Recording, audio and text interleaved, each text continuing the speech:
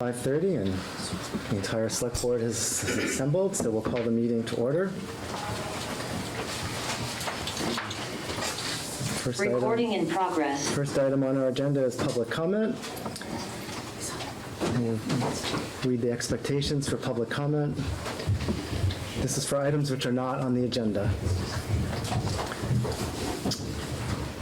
Focus on an issue, situation, or behavior, not a personal.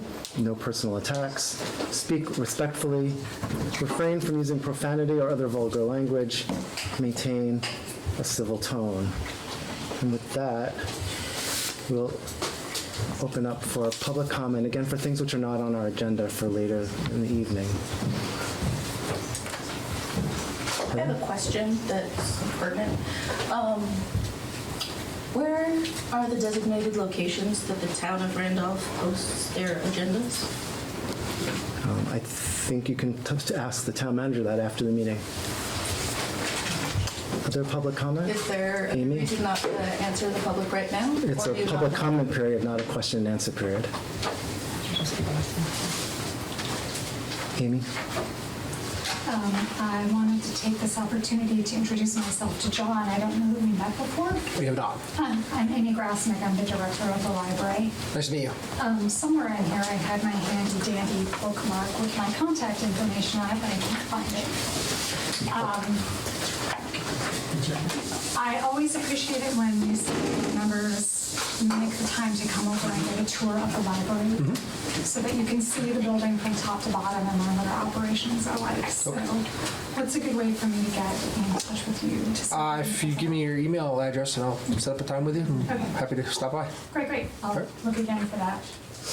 Okay, other public comment? Okay, seeing none, we'll move I on. have one more since nobody else wanted to speak, and I was giving other people an opportunity. It's on a different subject. Go ahead. I just wanted to make a comment, not a question, since you don't like to answer those during this period. That it has been 3 years, going on even more, since the select board voted to give the $150,000 grant to the library, but then I've been stonewalling it ever since. And I would just like to make a comment that, gosh, free money sure would come in handy. That's it. Thank you for your comment. Are there any other comments from the public? I have one. It's an operational thing. We're getting input from people that have zoomed in that they can't hear us, so Okay. people need to speak up a little bit, I think. Oh, so they can hear, but they're not hearing because we're not... Very well. Okay. Yeah. Got it. Mr. I Morosky. do have a public comment. It's I'm Matt Morosky. It's related to library budget, but not library budget, so I think maybe this is the appropriate time. I wanted to follow up my comment a month ago with my question about how we're funding the library when a vote didn't pass. And as best I can tell, that's an affirmative vote. To fund something, we don't fund it. And so I'm curious who is making the decision to fund the library and under what authority? Thank you for your comment. Other comments from the public? Okay. Seeing none, I'll entertain a motion to approve the agenda. I have one question. We have proposed executive session, and it just lists personnel and employment, but that statute does allow, or that section statute does allow for appointments to be considered during that same number. Though it's not typed there, so are we good just to approve it as is without that specific word there, even though because the statute says that? Okay, then with that clarification, I'll motion to approve the agenda. I'll second that motion.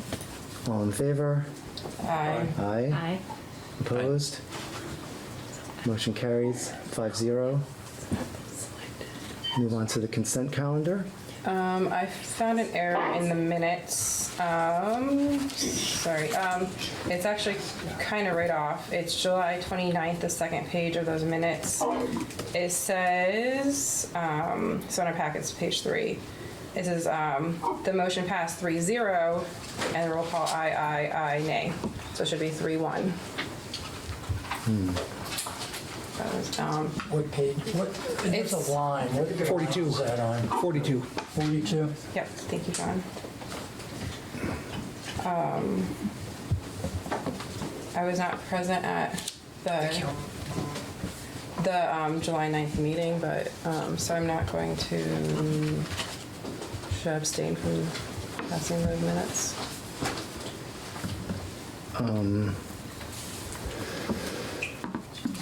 I mean, I guess it's really up to you. Okay. They seemed accurate from my telling. But I'll allow someone else to motion second. I'll motion to approve the minutes from July 9th. Seconded. Or it wouldn't be just from July. Oh, sorry. We could approve all of them, the consent calendar all Okay. as one. Sorry. We you could break it confused up. I guess my question was if we should break it up or not, but me. Oh, okay. Sorry, that confused me. Well, Sorry, yeah. I mean, if you'd rather not, we can approve the other meeting minutes and that one separately. I mean, it doesn't make that much of a difference. It takes 2 seconds to approve them. let's just approve it all at once, it's fine. Okay. Motion to approve the consent calendar? So moved.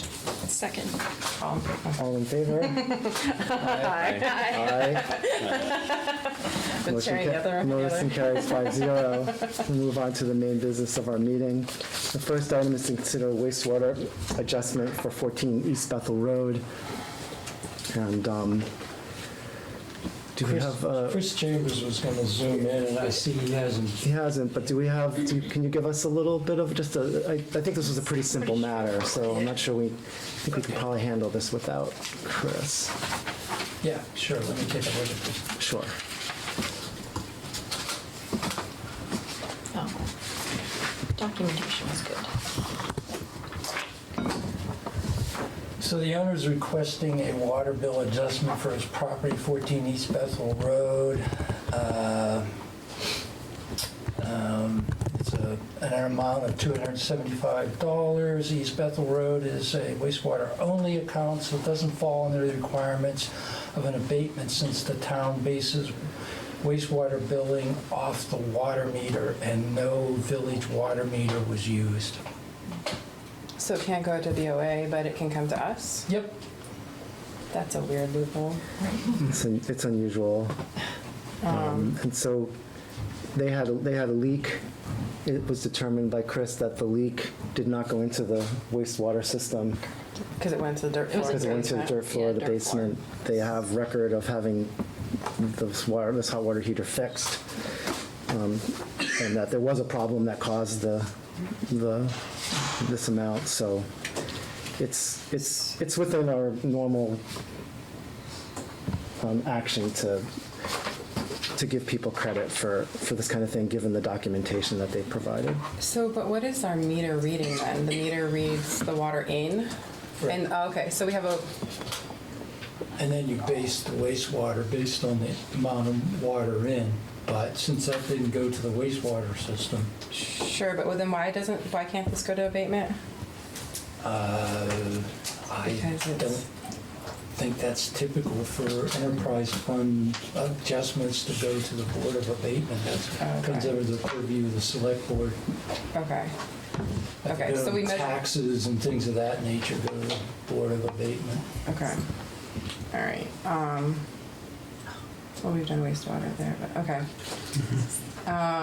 Okay, so to adjust this is always the game. What credit, so we want a credit of $275 is the math that's been done and everything? Yeah. Okay. Yeah. All right, so we have to motion to grant a credit of $275 to the owners of 14 East Bethel Road for their wastewater adjustment. Yep. Exactly. That's my motion. I motion to. So I'll motion to credit $275 to the owners of 14 East Bethel Road. I will second that motion. All in favor? Aye. Aye. Opposed? Motion carries 5-0. And then we'll move on to considering the RFPs for the compensation study. Would you like me to Give us a little overview? Yes, a little please. background on this situation? we put out an RFP, and we received 2 responses to do a townwide compensation study. And it was kind of interesting. Both the proposals that came in had significant merit. One is a large company, AccuSure, that they do this sort of thing all the time, and they have access to databases that they pay for that will give us a really good understanding of how the pay scale for Randolph town employees compares to comparable industries out there. And the other proposal came from Rethink Local, and they primarily do municipal work, and they have a database of municipal pay information and compensation. So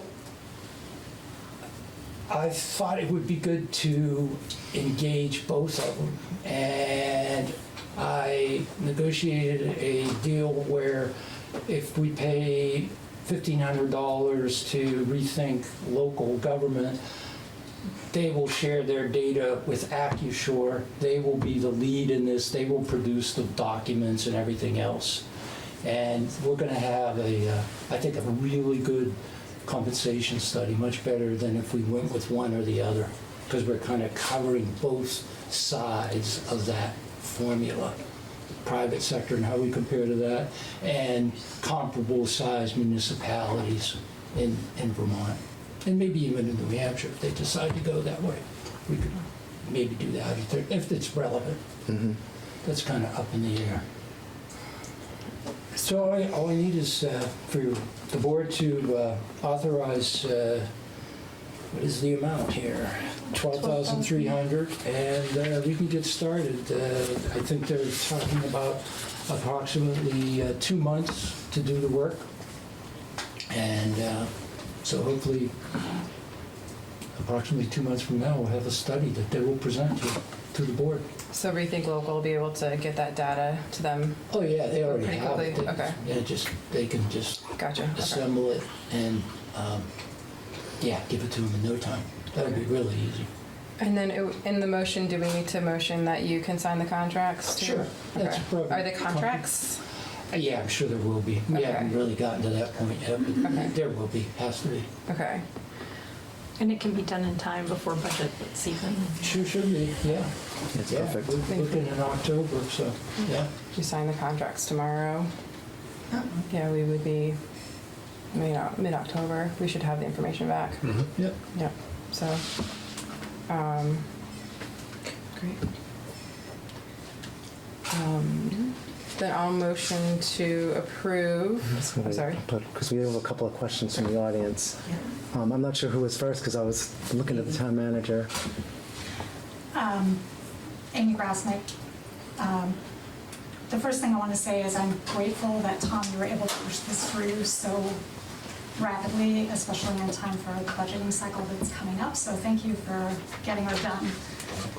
I spent a little time, I can't say I did a deep dive with these 2 RFPs, or these 2 proposals, but one thing that really stood out for me about Rethink Local as a town employee is their plan to actually speak with town employees instead of making it just be about a data deep dive.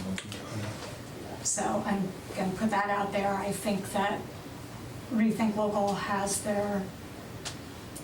it right when they say that getting buy-in from the folks you're studying from the beginning means there's going to be more trust in the transparency of the process at the end is correct.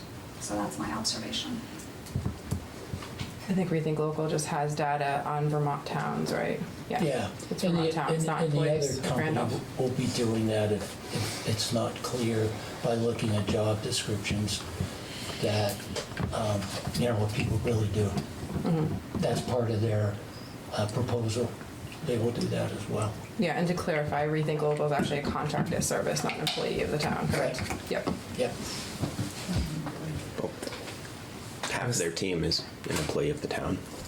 No, it's a contract. It's a contractor, it's not an employee. And there was a couple other hands up. Yeah.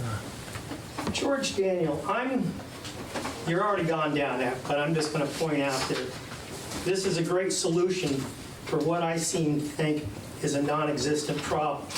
If this was the private sector and we couldn't keep contractors around and stuff, okay, obviously we're going to have to boost up the money, but I don't see a mass exodus of town employees or the fact that you can't get some people in there. So I don't know why we're doing this for what I consider a non-existent problem. It's not like the whole road crew up and left. So when you get this thing going, oh geez, some XYZ town's paying their employees $30 an hour. We've been getting by at 20. Oh, so now the concept is when you come back there, oh geez, we should be getting $30 an hour. That's what I'm trying to say is, great solution, but it seems to be a non-existent problem right now, so I don't understand this. So I don't know how we've morphed into this. We've had quite a bit of turnover in various departments, and we've had some empty vacant positions for quite a while as well. So but I'm just saying it's in the private sector too. So I mean, at a certain point, what do? Oh, Jesus, $50 an hour. Yeah, you're going to get a whole bunch of people. But I'm just saying, it's a fine line between, paying these people X amount of money and the fact that I, being a taxpayer, I'm looking at the league minimum to get the work done. Because I wasn't put on God's green earth to subsidize and do all this other stuff for people. So that's what I'm looking at. And I spent a lot of years working at the league minimum and stuff. So that's all I want to say is I just don't know why we've morphed into this thing here now.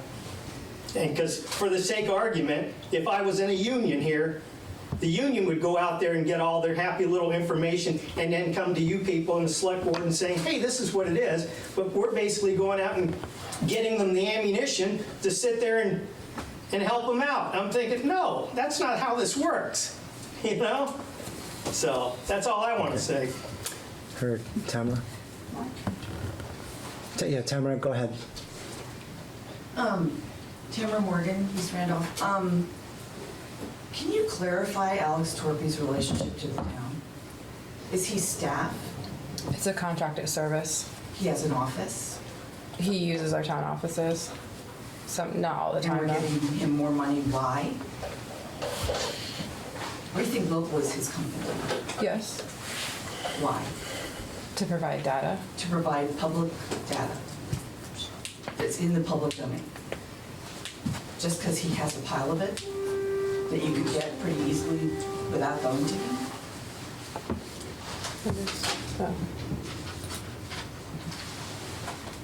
I mean, it takes time to compile data, so we're paying for that service, yes. Just like you'd pay anyone to work hourly. He also seems extremely overpaid in terms of his contract. Okay. Yeah, Matt. Matt Knight, Randolph town resident. Do you see any conflict of interest given Alex's role as a peer to the employees that he's going to be doing essentially a pay band review for? Obviously, there's a direct influence there. Are you concerned at all? Do you have any guardrails in place to protect against that? I realise he's only providing data to this. He's not doing it to the final thing, but obviously that data is a strong pillar of what will become the final report, given it is the current pay of comparable comps. I didn't understand the question. I can't understand that. Are you concerned about a conflict of interest with Alex providing data and being in a role that would be subject to this? No. Is it data he already has compiled? Yeah, and he continues to get updates, so it's information that, he's going to be interacting only with the other proposer, AccuSure, so I don't see any conflict. My understanding is this is data that's accessible, to municipalities across Vermont. It's not, a service that would just be, created just for us. Got it. So his role is essentially just compiling data that's in the public domain. It's not in the public domain. I think it's data that his company has already. It was in the public domain. My understanding. Isn't municipal, aren't municipal salaries? Yes. Yeah, you could go to a municipality and ask for this information, so from that standpoint, it's in the public domain. But it's not something you can just look up. Right. No. Got it. So the role that he's playing is essentially the compilation of that data to put it into a form? Yep. Got it. Okay. Thank you. I would share those concerns if we weren't working with the other company as well, but I think that's a nice safety net. And I have a comment about, I don't have access to this data myself, so how, I know VLCT does a salary survey every year. I saw Acrisure has 11,000 data points. I couldn't get a really hard number, but I'm pretty sure throughout Vermont it's what, and maybe someone knows this, 23,000 employees employed by all towns, all 252 towns. So they have about half of the state, and maybe New Hampshire. I couldn't find a specific number for Alex. It might be, maybe it's in there. Acrisure has private sector, right? Great. Yeah, so Acrisure's data points aren't all municipal. That's the point, is Acrisure is private sector. Rethink Local has municipal data points. Okay. So if you only go private sector, you're not getting the full picture, which is why the combination of the two, so you have municipal data, but then you're also looking at the private sector and trying to get a compensation study out of those two things. But most of the work's gonna be done by Acrisure. So like the final report's gonna come to us from them. They're just taking the data from Rethink Local that took time to compilate, to put together to inform their decisions in their report. I get that, and I see the benefit of both the public and private. I just think that of the 10 grand we'd be paying to Acrisure, that would be their job, was to go get the money, get the data from VLCT. It just seems like we're paying double for the same amount of work. And Well, not VLCT double, because we're only, what, 1,500? Yeah, VLCT data isn't always complete either. Not every town completes those. We didn't last year. And then within that, like there's different factors. So there's like different. Every town does everything so differently that there's like different considerations within that too, and so It's right here. it gets kind of weird and complicated. So. And we, in Acrisure, these are the only two that responded to the RFP too, right, Tom? Right. Yeah. So, these are our options. And the goal of this is just to assess that we are in line with the mean or the median or the...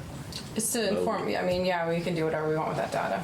So going into the budget, then it informs us on where things are and where people should be. And where we think that we should get people to be, or if we're in line or need adjustments or whatever.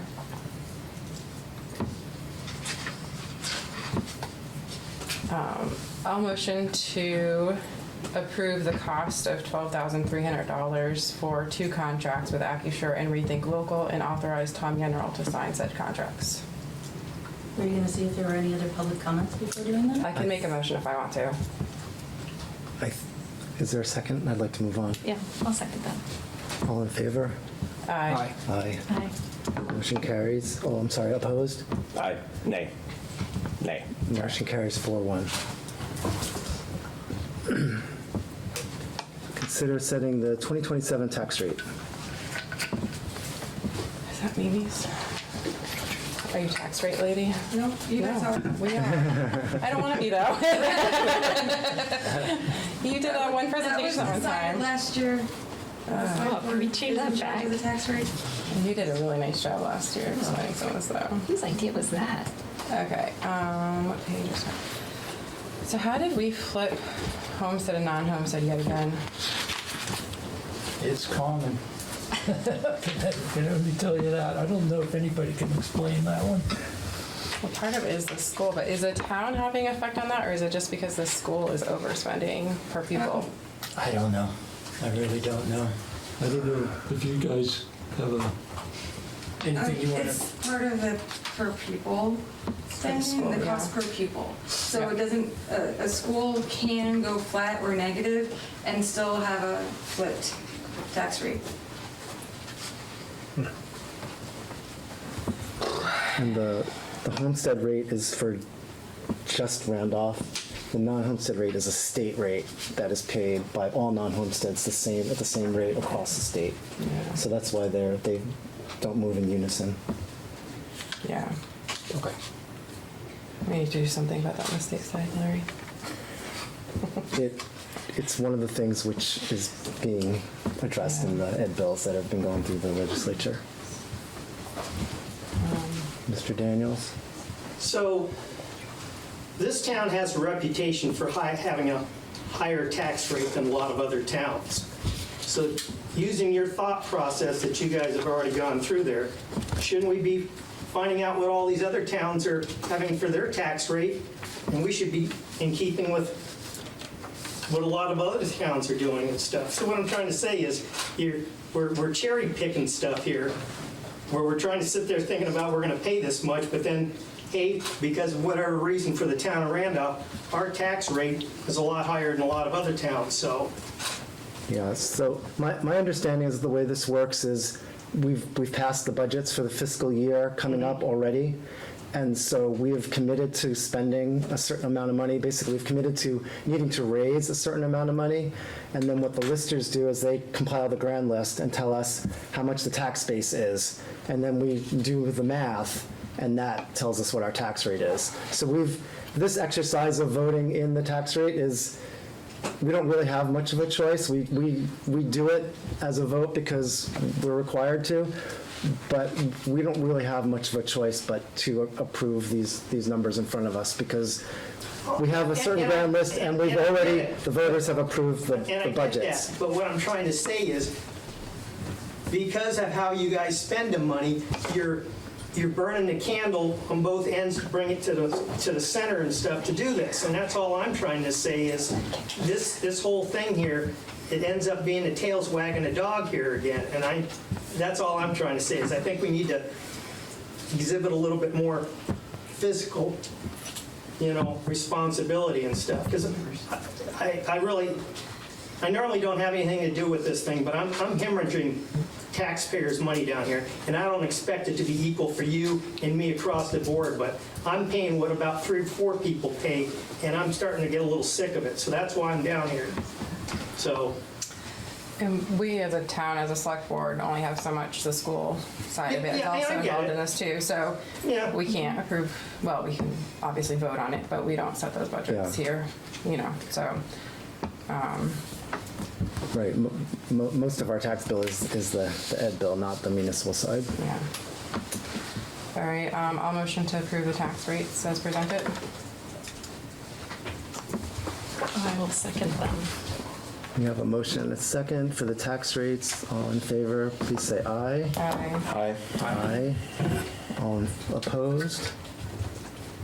No, not hearing any opposition. The motion carries 5-0.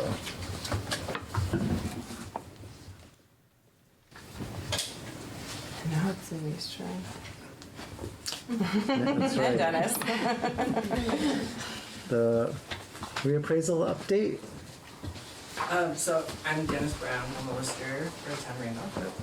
And Mimi University, I'm a lister and assessor for Randolph. We just want to give you a really quick update because last October we came before the board to let you know that we had just finished our 2024 townwide reappraisal, and we were already thinking about doing a statistical reappraisal in 5 years, in 2025. At the time, statistical appraisals were acceptable by the state. It was a way to keep us current, but there was also at the same time a lot of legislation happening around assessments and education taxes, as you're probably aware. So there's been 3 bills in the last couple of years, Act 73, Act 170, and Act 164, all have effect on the way property assessments happen. One of the things that's in one of the bills is the creation of RAD districts. They're reappraisal districts, which are going to be set up where municipalities will get together to share reappraisals. They're not set yet, though in theory they exist. They're not going to be set until probably 2030. And there's also legislation that says we have to do our reappraisal every 6 years. So we're trying to figure out when and how we're going to do the next reappraisal to meet all the rules and regulations that we have to do with them.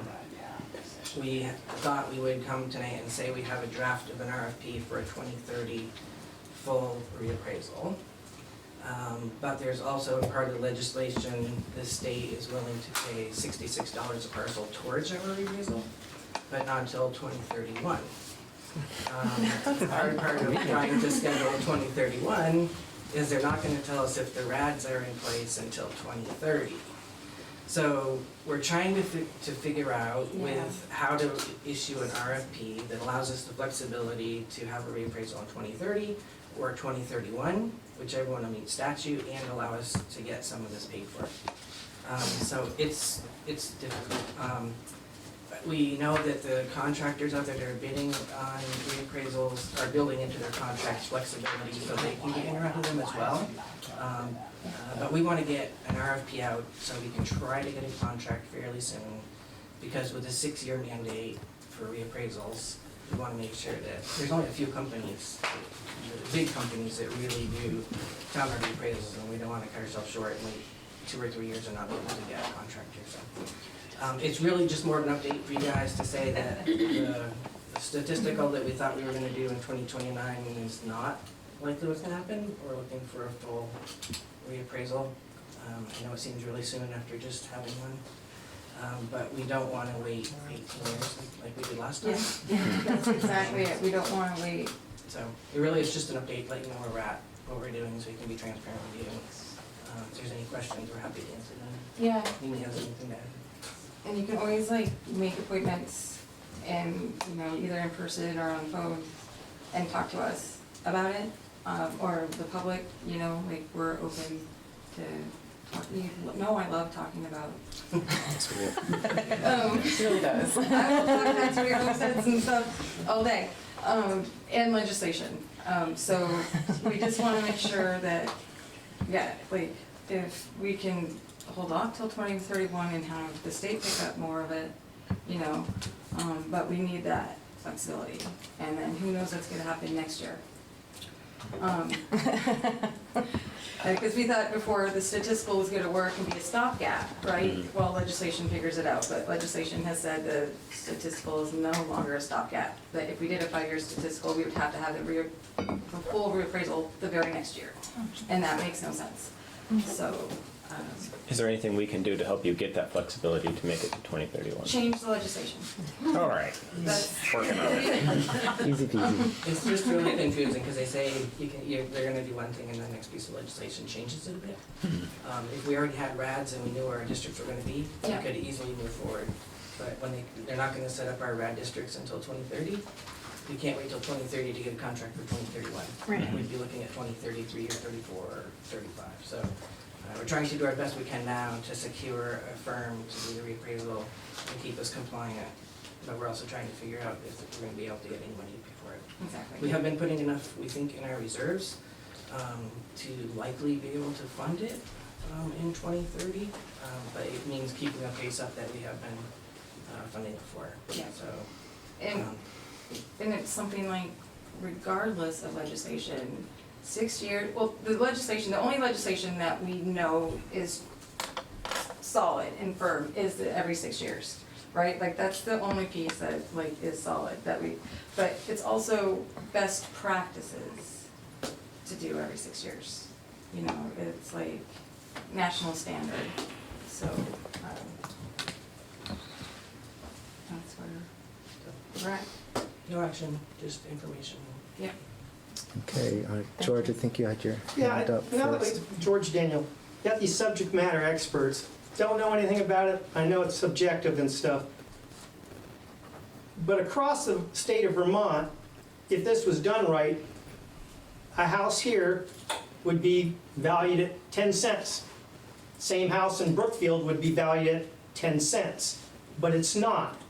And that's what I want to try to figure out, why if we're valuing the house and stuff, why Braintree may have the same house, but their assessed value is a hell of a lot less than Randolph. I would encourage you to talk to Yeah. Well, that's what I said, those. you got this. They are super knowledgeable and extremely helpful, and Well, no, I just want to, Like, you can, we can talk about it But is there a difference? There it is. Yeah. Okay, well Last then- appraisal was in Yeah. between. We're happy to fill So, you in, so. yeah, Yeah. Stop by. please follow up with them. Well, no, because I I mean, believe- using that concept, that's where maybe I'll talk to the town manager and you talk to whoever your person is and stuff and find out. Because using that concept, it looks like East Randolph and Randolph Center, because we're not contiguous to this place now, would be better off to, well, Randolph Center's got their own charter, so they could go alone. And we could ally ourselves with Brookfield for all I know. So that's what I'm just trying to say is, I'm living up in that area and I'm getting taxed like I live down here. So that's all I'm trying to figure out. So, Heard. Jessamine? Jessamine West, I just wanted to say, as somebody who is on the Board of Abatement, Board of Civil Authority, how amazing it is that we have people like Dennis and Mimi in the town who have such a handle on stuff that is so confusing to so many of us. And I'm so happy every day that I continue to get to work with people that have such deep knowledge of Yeah. this, and literally that's all I have to say. Yeah, no, Kudos. I wholeheartedly agree. Yeah. Okay, next up on our agenda is to consider the acceptance, thank you, Dennis, thank you, Mimi. To consider the acceptance of Amanda K6 resignation from Library Board of Trustees. I don't see any need for conversation. Motion to approve? Motion to accept, Second. sorry. Motion to accept the resignation. That was the I second. second, yeah. All in favor? Aye. Aye. Opposed? Motion carries 5-0. Consider appointment to the Kimball Library Board of Trustees. I think I saw Gus is here. Gus here. There's Gus. So it's typically for any kind of appointment, oh, Amy, you don't need to sit on the floor. Just move over. We just ask anybody considering it for appointment to tell us who they are and why they're interested in the post and anything else you think we ought to know. If it would help, I can pass around what I wrote to the library board. Or I can just read it. Anyway, I've lived in Randolph since 1979. My career was as a psychologist, mostly working in schools. I've been on a bunch of boards, including Selectboard, but also Gifford Boys and Girls Club, Orange County Diversion, etc. And so I have an understanding of board roles and responsibilities, and I believe I know how consensus is gained and how organizations can grow even as they deal with the fiscal realities and other challenges that they encounter. Obviously, it's important for our boards to be complete, and with that, a whole bunch of people had answered the board's request for statements of interest, but unfortunately that wasn't the case. It's not like I'm actually looking for this, but I thought maybe I had some talents that would help. And I certainly believe in collaborative problem solving at the community level, and would like to assist in that process. Just to confirm, what you were offering to hand out was the letter dated July 16th? No, mine's dated August 12th. Well, it might be different. May I? Yeah.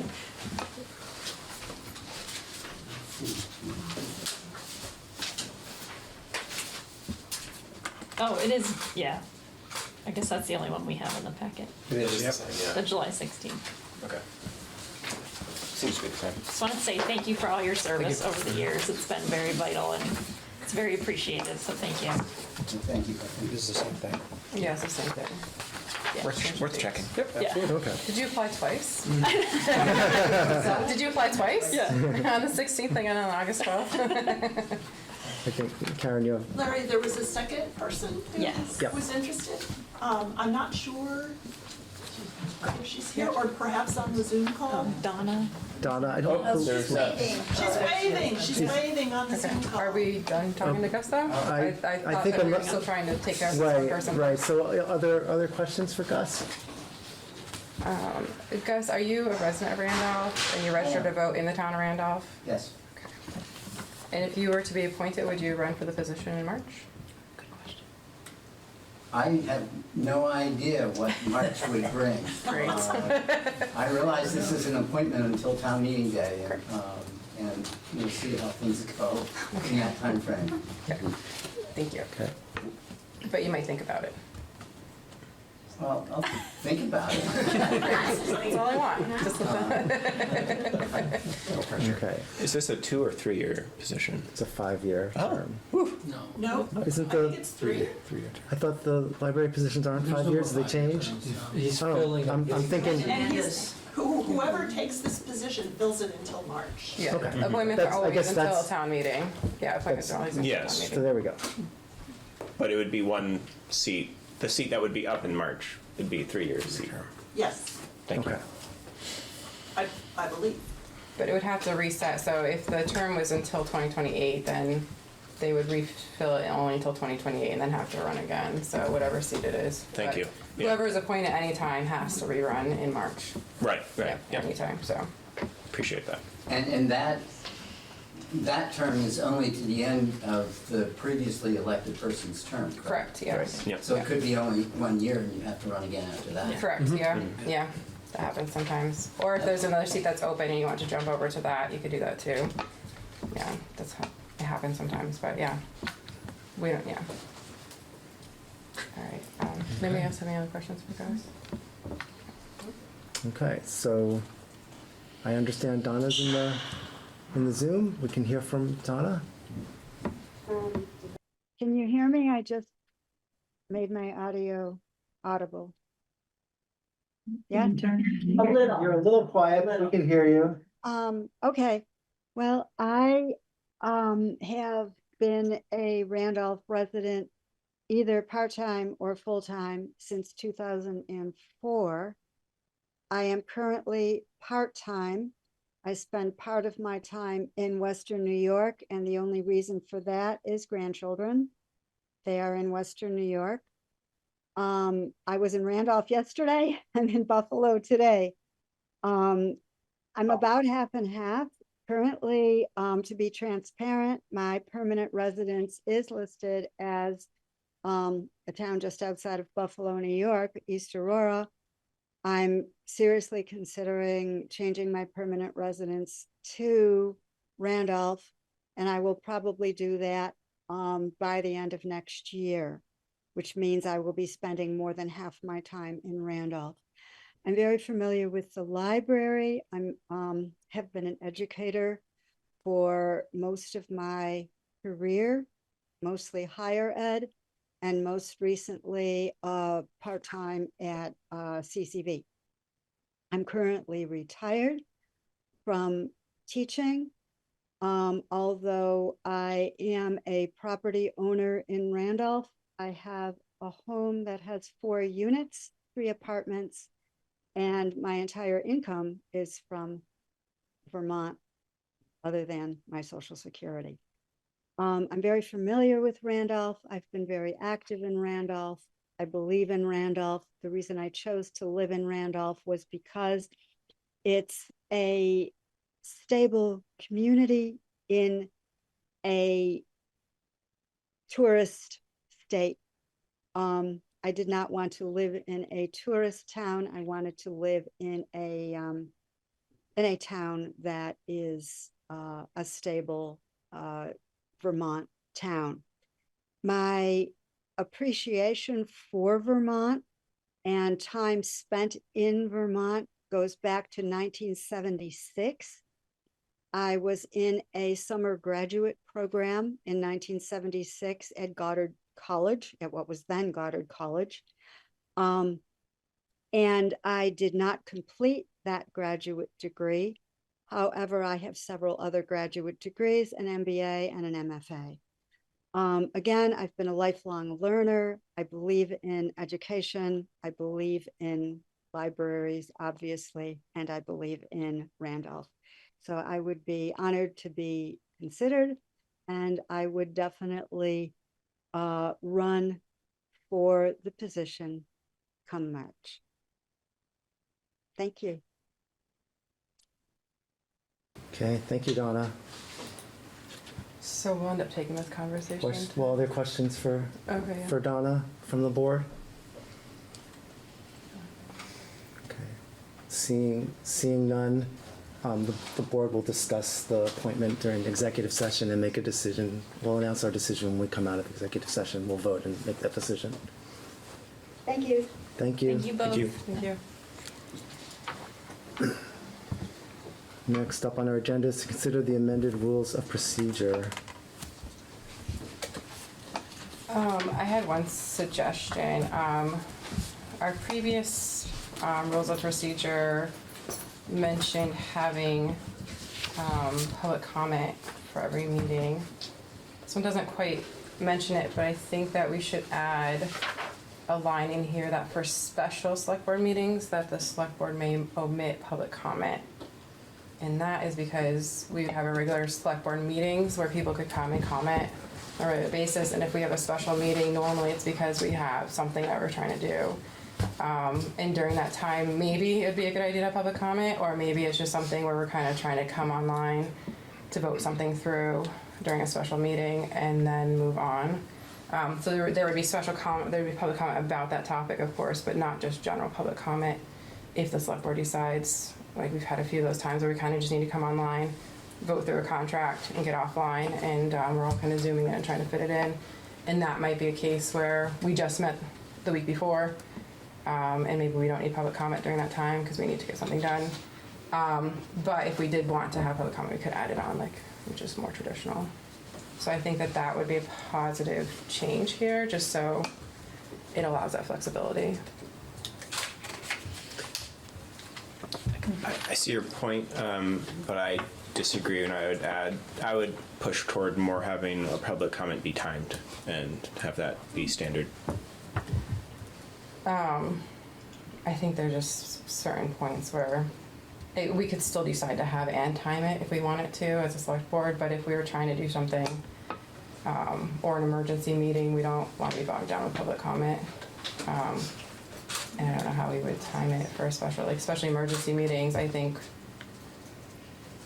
it lays it out that it's an option to admit it if it's something that's more timely. Are you saying a overall time or time per speaker? Time per speaker. Because that's in here, it's That's 2 in here, minutes. right? Great. Yeah. So then, Yeah.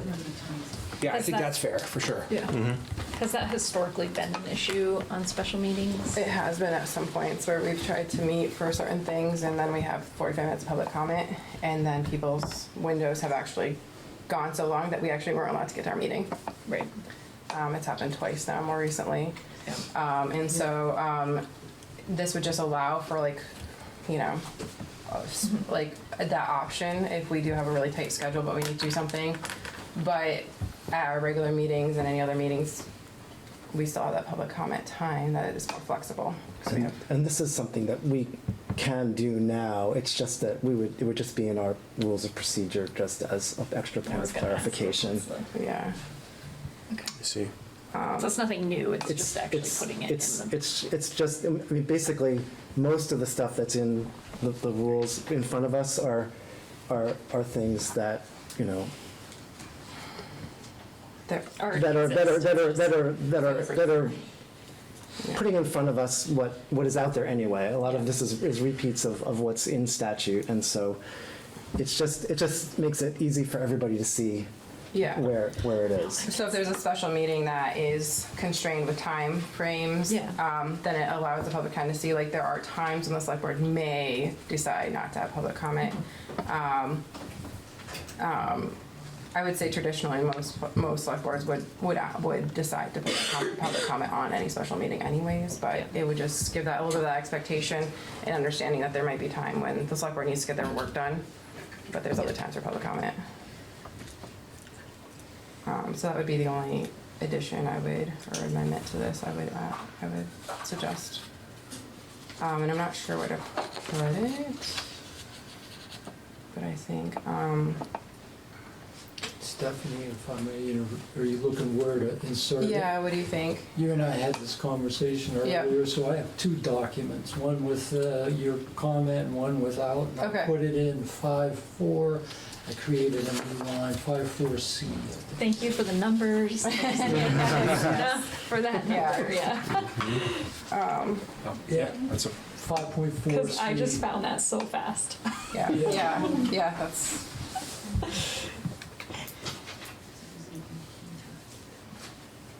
And so a sentence that we could include under 5.4C Yeah. would be, Pretty much what Stephanie said. Special select board meetings may omit public comments, period. or general public comment, right? I mean, like, anything that's an agenda item, naturally would have public comment. This is just like the beginning, like, open public comment before anything that's not on the agenda, the public comment session. That's what, it's not saying no public comment at all. The public comment will only be on the agenda item. so it would be, the select board may omit the public comment agenda item. Yes, that might be more specific. Yeah, because we're not omitting public comment completely. Yeah. Not on the point of why Of we'd the be agenda. meeting. Yes, I do like that clarification a little bit more. So, Tell me again what that is. So omit on non-agenda items, right? yeah, so omit the public comment agenda Omit item. public comment. Agenda items. Yeah. Okay, well, I So- think you can pass it with this and then With that amendment, yeah. change the document and you can come in at your leisure and sign the document. All right. I'll motion to approve with said amendment. I will second that motion. All in favor? Aye. Aye. Aye. Aye. Opposed? Seeing no opposition, motion carries 5-0. There's no numbers, I wouldn't have passed that. No, it's taken us a little bit of time to get to, I think, what amounts to a very, very nice document, and thanks to everybody who helped with the input on that. Next on our agenda, Were you gonna take public comment on the public comment item? well, we just had a vote on it. You didn't turn and ask if anybody had any comment on it. If there's a comment, I'd be happy to take it now. You have a comment on the proposed rules, Heather? I do. So the last meeting where this was brought up, I asked if you were planning on running your rules through legal counsel to double check that they actually comply with the appropriate statute and your duties. You, Larry, said that you would. Has that happened? We since determined that these rules almost completely came from VLCT. They've already gone through legal scrutiny. So we feel pretty comfortable that we're okay.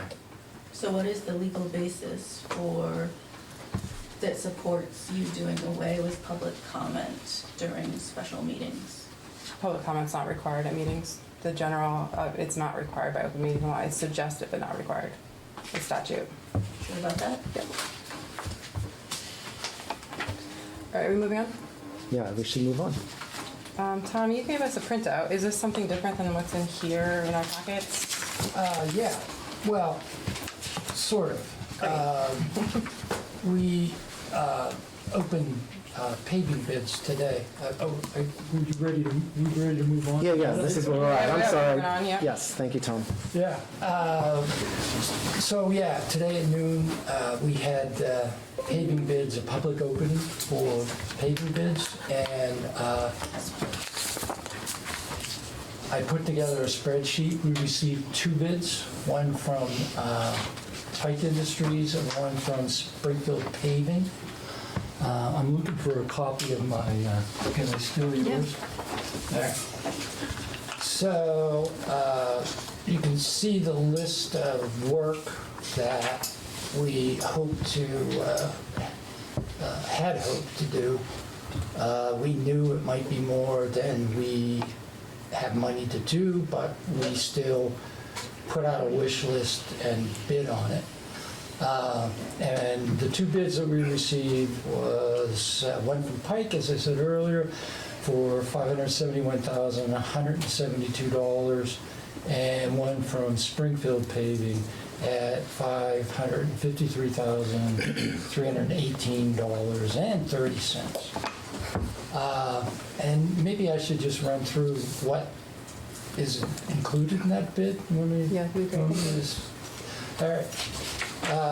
It's, first of all, a leveling coat, or what the paving industry calls a shim coat, and then an overlayment of that on like 8,200 and some feet of, that's a lineal feet of Bridge Road. Some of that is 24 feet, and some of it is just 12 feet wide. South Randolph Road, we asked for a price on doing 5,385 feet, I'm sorry, 5,385 feet. And you can see the corresponding prices for that. We have a little work we want to do on North Randolph Road at the intersection of Route 14, sorry. Yeah. And that was 1,664 feet. And then we also included in this bid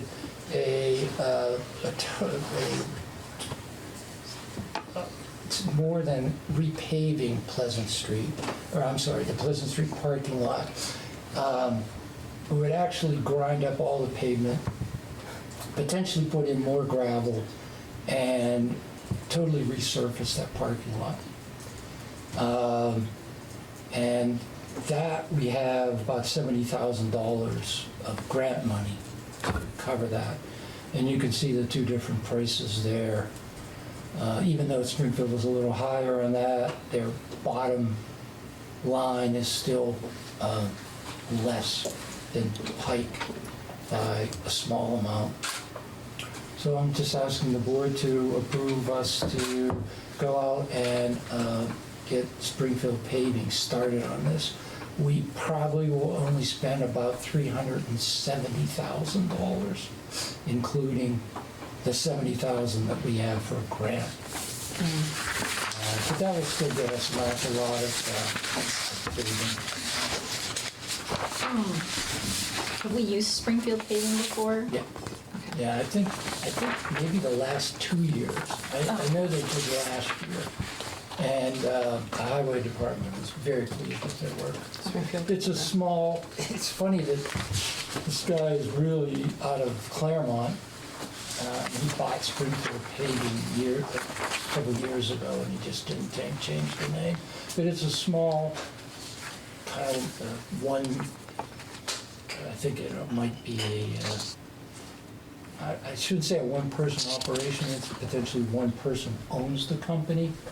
And, you know, when you do business like that, with a company like that, they're really concerned about their reputation and their quality of work. So we're tickled to death that they were more competitive than Pike. Pike's a huge company, they do a lot of paving, and you don't always get the quality that you really want. So.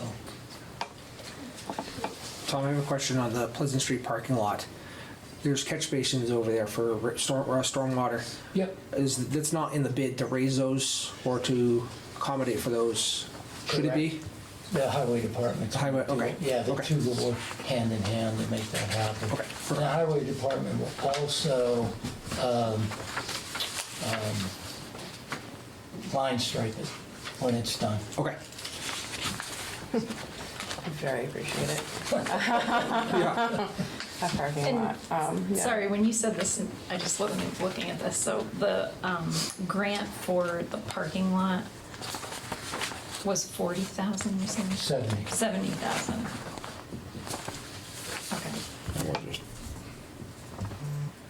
So at least about 37,000. What about the lighting back there? When we do all this work, will that take out the lighting? No, they just work around it, it'll stay there. So And the same with all the catch basins, they'll stay there.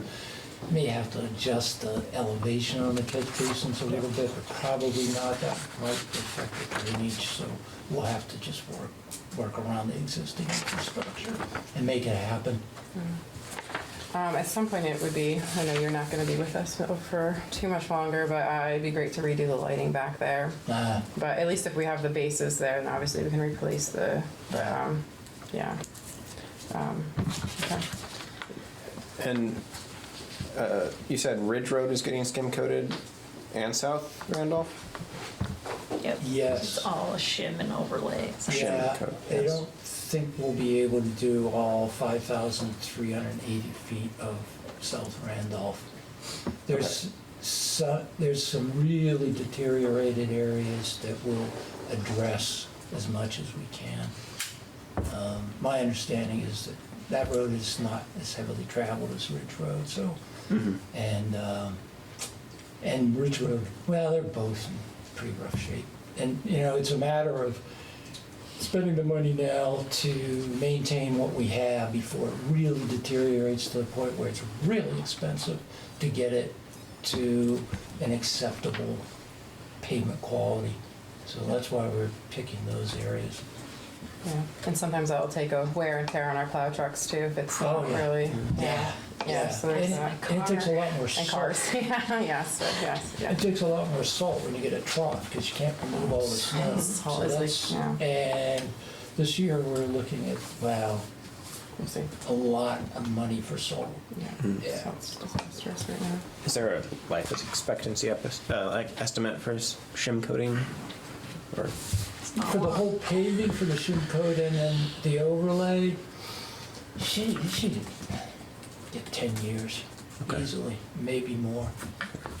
Can I ask you one more question on the types of asphalt? It's stating in here type 3 for the overlay or for the top coat, and in the parking lot you got type 2 and then type 3. What are the difference in types, and is there a weight rating on them? How does that work? The one is the shim coat, and without looking at the book that I put together. This original in the packet?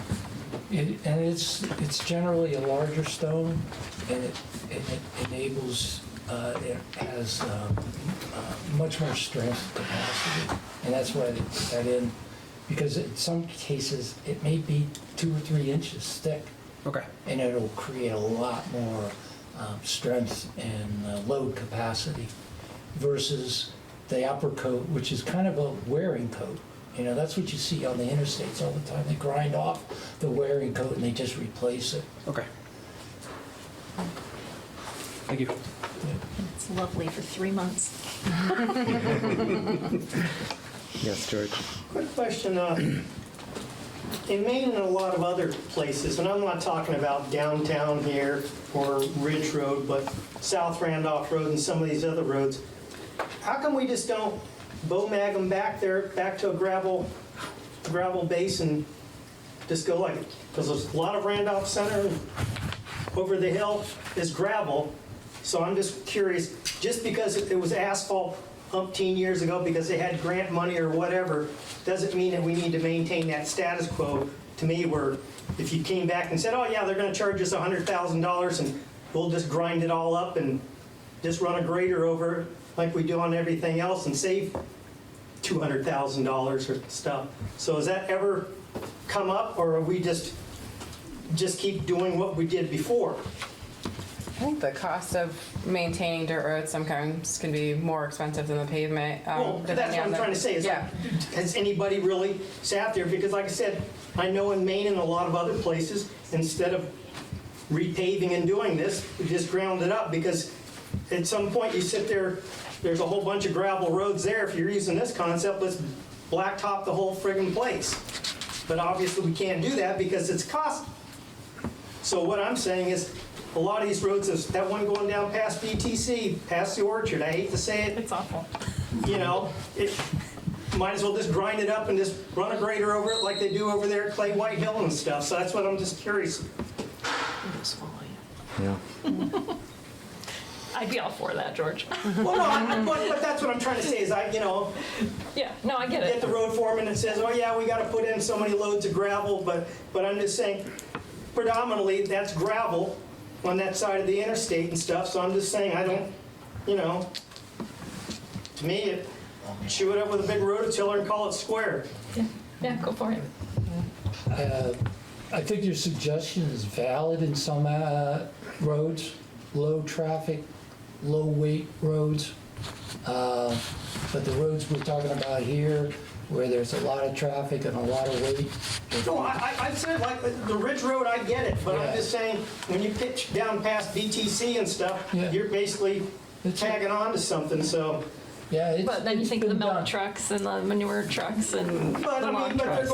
think that's a lot of it too. Is that's Yeah. such a steep hill that if you can't put salt on the dirt road. Yeah. So Yeah. potential for people to get stuck there, buses and milk trucks. Grade's an issue too. For sure. You just get washouts if it's real steep, and that's why they're paved. Spend more rebuilding the road than you do if you just pave it.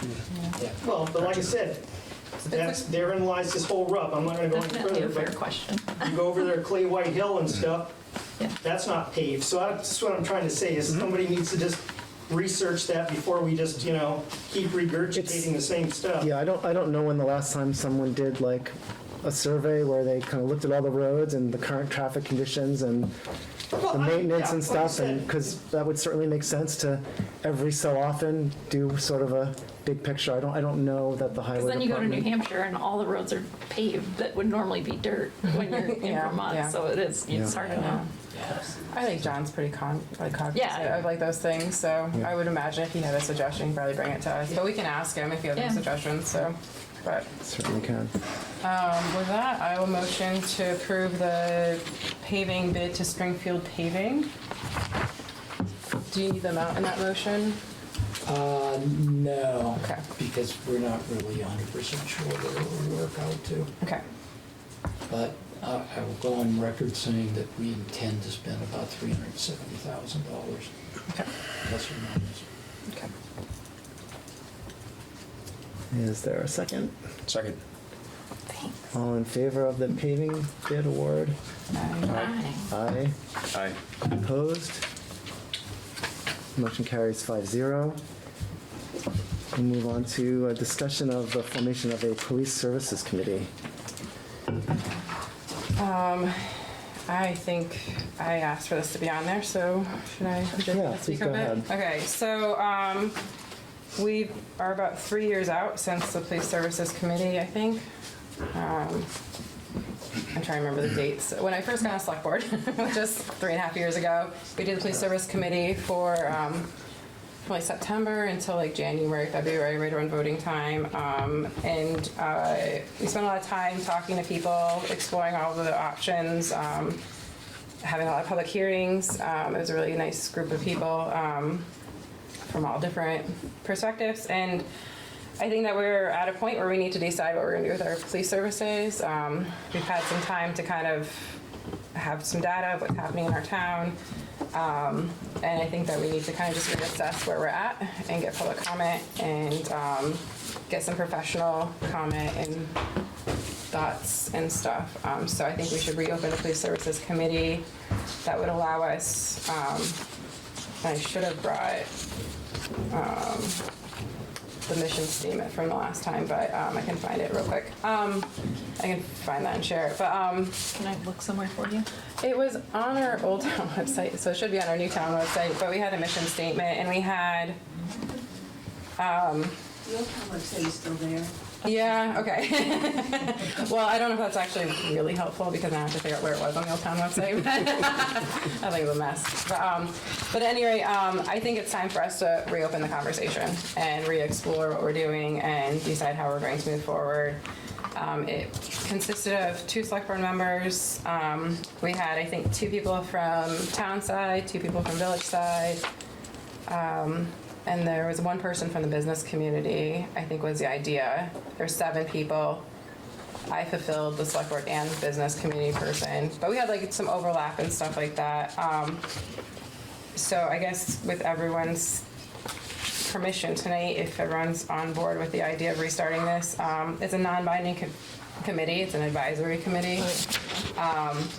But I think there's a lot of questions, and I think it would be a great way for the community to be able to talk about it and learn about what we might want to do come town meeting day. I agree. Wholeheartedly agree. Absolutely. That we should get that going. What are next steps? Sorry, it's loading the file. Okay, great. Yeah, I should have gotten, sorry, life's been a little hectic lately. I should have gotten the mission statement into, I think the idea was in July to talk about it, approve the mission this month, and then, and ask for folks to apply. But because I wasn't able to be here in July, we're a month behind, and then I didn't catch up with that either.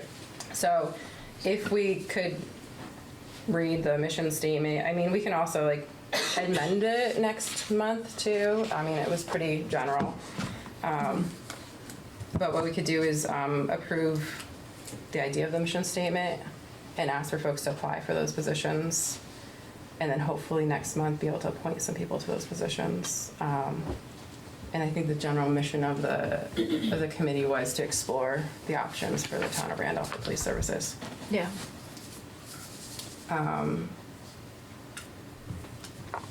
So we can just put a posting out for people to apply. Okay. Yeah.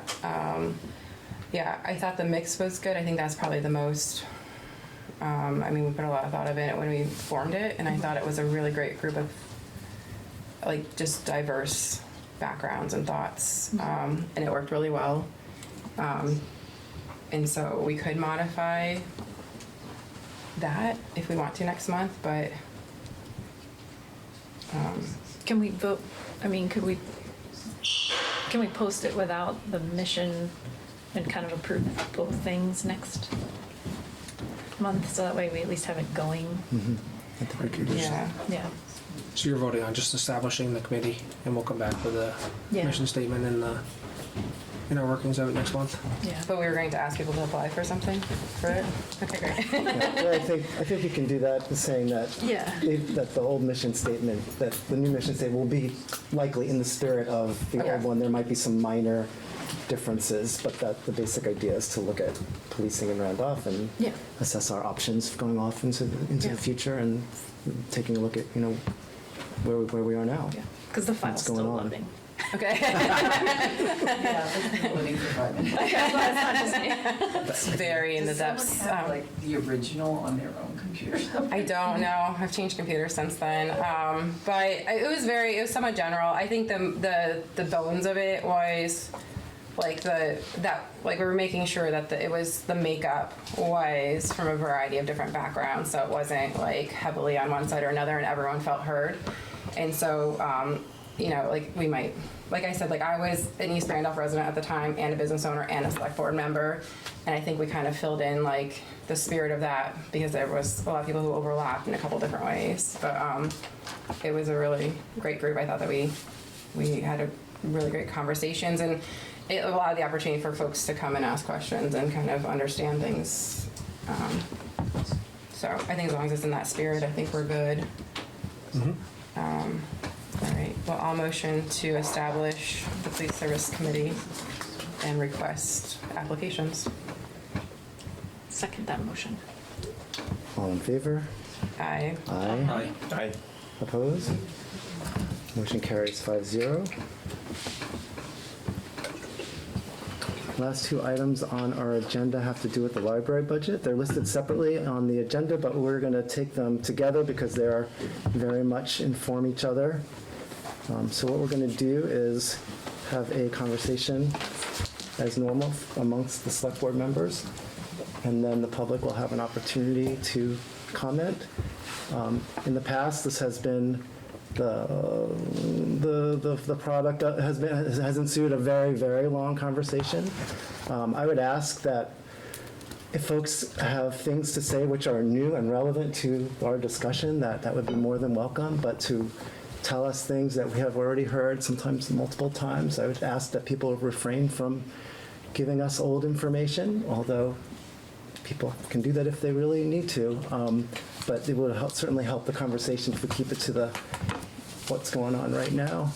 And I'll also tell folks that everybody from the public will be given one opportunity to have their comments, so please tell us what you really feel like you need to hear, and keep it under 2 minutes, because we don't want to have an extremely long conversation, but want to give everybody a chance to be heard.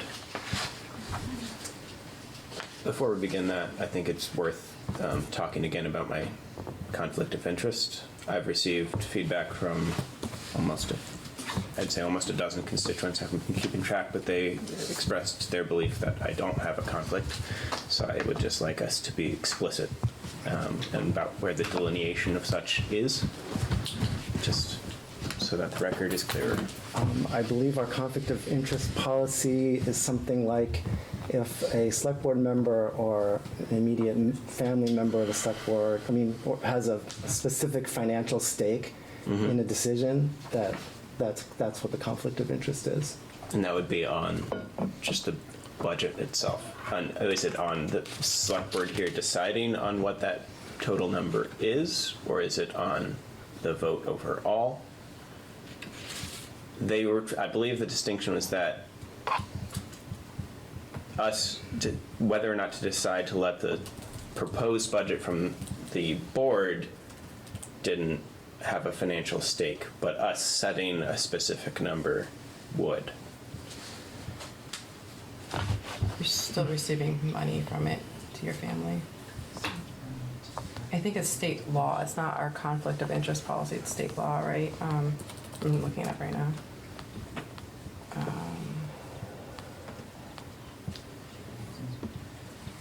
I had it at one point. It is our policy. Our policy too, yeah. And I think Emery's question is really more about the technical nature of the select board voting on the overall budget, not on a particular staff member's salary. And so does that difference make a difference in terms of whether it's a conflict of interest or not? Did I explain that? Yes, right? because there was, I believe it's because there was the distinction between the select board can only set the overall amount, and then it's up to the library board as to the salaries. Yeah. Correct? You're still receiving the money either way. I see that. Yeah, and my understanding is that this is not whether a conflict of interest exists or not is not a select board decision. It's a decision by the member involved to decide for themselves whether to recuse themselves from that conversation and vote or not. I will not be voting. So that's been my position. So I'm not sure what to clarify for the record. That's all. Thank you. Okay. So you are going to recuse yourself from this conversation, is what you're telling us? From the budget, I think I will have a few comments about the election procedure. As a previous election official, I'm curious as to who made the decision around how the vote happens. Where was this the select board's decision versus the presiding officer of elections? In terms, I'm not quite sure I understand. A townwide vote, a townwide sending out the ballots, deciding on a tabulator for one single vote, those kind of. Oh, you're talking about the previous decision? Yes.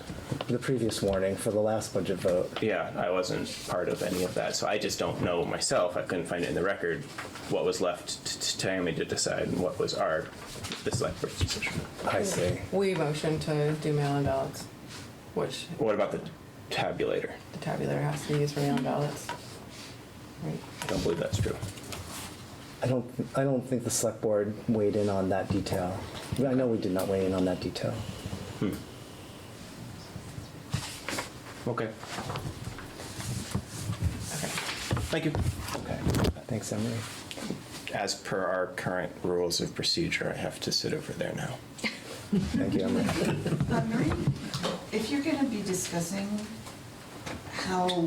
which type of vote came about, whether or not they refused the petition from the library to have the vote in November versus have a special election, that's not about the budget at all. That's a rule of procedure, and I think you can stay for that discussion. I don't see a financial interest in that. Take your hat off. Yeah. Except that we all have one, but yeah. I mean, the vote's the vote's the vote. I mean, it's,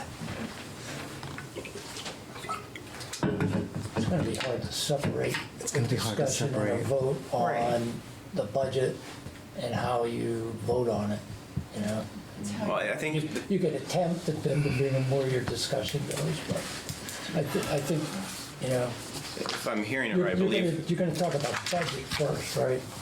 And then, Well, or not? You don't know. the two are so closely connected, it seems hard to separate them out. And In a matter of It's very timeliness, easy to separate them.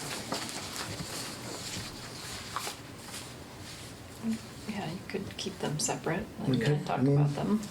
yeah, I mean, I suppose we can. I just thought it'd be more efficient, but I see your point. so, but that's not on, So we would be then discussing just item J, consider response to Kimball Library petition. yeah, that's still financially tied to the budget. No, it isn't. More But asking there for were a vote, right? decisions made about the petition that we don't know how that happened, and your thoughts about the petition and the process of disregarding, just choosing not to act on the petition. So I'd love to hear a conversation about. Oh, we're gonna talk about it for sure. Yeah, It's just a matter but of, but the petition has to do with the salary that's directly connected financially, so that's like the weirdness to it. What's that? His wife's salary. Yeah, so any money that flows to the library flows to Emory, so therefore that's like the weird the conflict of interest is always tied to financial benefit. And there's code of Procedure exit. is not. The petition was. so we're in this, so So did Alex Scorpio let make let a conflict of the interest select board's statement? discussing right now. I'm sorry, I let the conversation drift, and we were gonna keep this to a select board conversation right now. Well, we could talk about the timing. For one, statutorily, for a budget vote, we have to warn it no more than 40, no less than 30, right? And so if we were to vote on November 3rd on anything, we wouldn't be able to warn it until September 24th at the earliest. So we can't warn it on August 3rd for November 3rd. That was a weird misunderstanding from the beginning. So we couldn't, that was if we wanted something printed on those ballots, then that it could have been printed, but we couldn't have printed a budget warning on August 3rd because that is more than 40 days before the vote on November 3rd. So there might be some local elections that could have been put on that, but this is not one of them. So therefore, it was a moot point. It was a misunderstanding. I think that the state had told Tammy if we wanted to, I don't know what could have been warned that early on, because I'm not an expert in this, but maybe there might be some charter changes or something like that that can be warned earlier on. But this is not one of them. So this legally could not have been warned before August 3rd for November 3rd and be printed on those ballots and mailed out by the state. So that wasn't something that was possible. We could still vote for this on November 3rd if we wanted to, but we couldn't warn that before November 24th, and we would have to print our own ballots. But everyone would still be in all the JPs would be here for the same time, so it'd be like an add-on. Kind of like how we vote for the school budget and the town budget at the same time, even though they're separate elections and different election officers. We utilize the same procedure in voter lists and stuff. So I think there was some misunderstanding that was even possible. So the earliest that we could warn a vote for a budget would be September 24th for November 3rd, if we voted on November 3rd. So we couldn't actually get around not printing our own ballots on this one. So that was misinformation we had, you're Yeah. saying? Yeah, that was a misunderstanding of what could have happened. Where did it come from? I am not sure who had that idea. I think Tammy had gotten notification from the state that if we had something local, that we wanted to add on to the state thing. And like I said, I don't know what could have been, because I don't, like I said, it could have been a charter change or something. Some things may be able to be warned in that way, but this isn't one of them. A budgetary, again, statute says no more than 40, no less than 30 days can a budget be warned. So like, even if we got all of our budgets put together in December, we can't warn town meeting vote in December. We have to wait until that 40, 30-day window. It's weird. I didn't write it. So I don't know what, so the state did notify Tammy, I think, that if we wanted to add something local, we could put that on. And maybe Tammy thought that this could have been included, but it could not have been because of the other part of the statute over here of what the budget's required. That's not saying that we couldn't still hold this vote on November 3rd if we wanted to, but it has to be separate ballots. And it has to be warned on no earlier than September 24th and no later than whatever 10 days after that is. Other thoughts from the select board?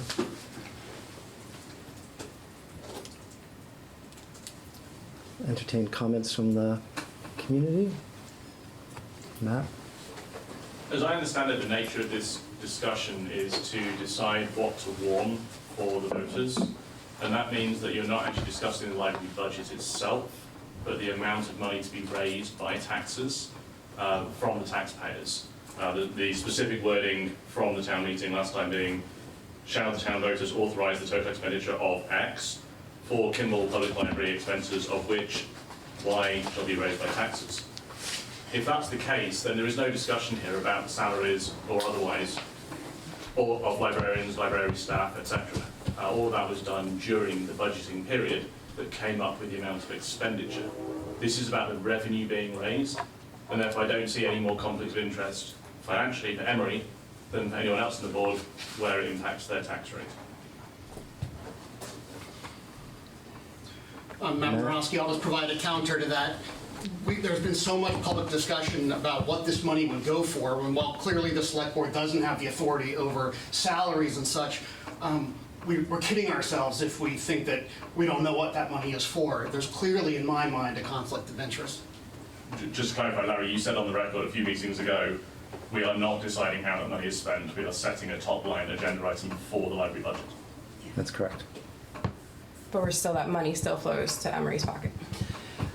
I really don't think we should be entertaining public comments on conflict of interest. The conflict of interest policy is really clear. Yeah. I think you guys Yeah, and at a certain point, it's really up to Emery to decide. I think he's made his decision. I have. So if we can have comments about the comment that Stephanie made a few moments ago, I would appreciate that and move on from conflict of interest. Okay, so I'm not sure who was next. It might have been Heather. Amy can go first. Amy was next. Amy? Amy Grasnick.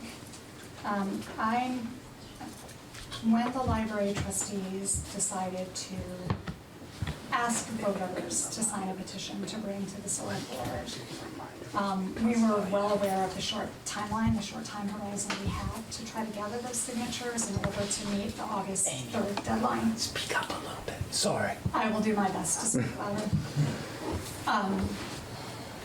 I was stunned at how quickly people came out of the woodwork to come in to sign that petition.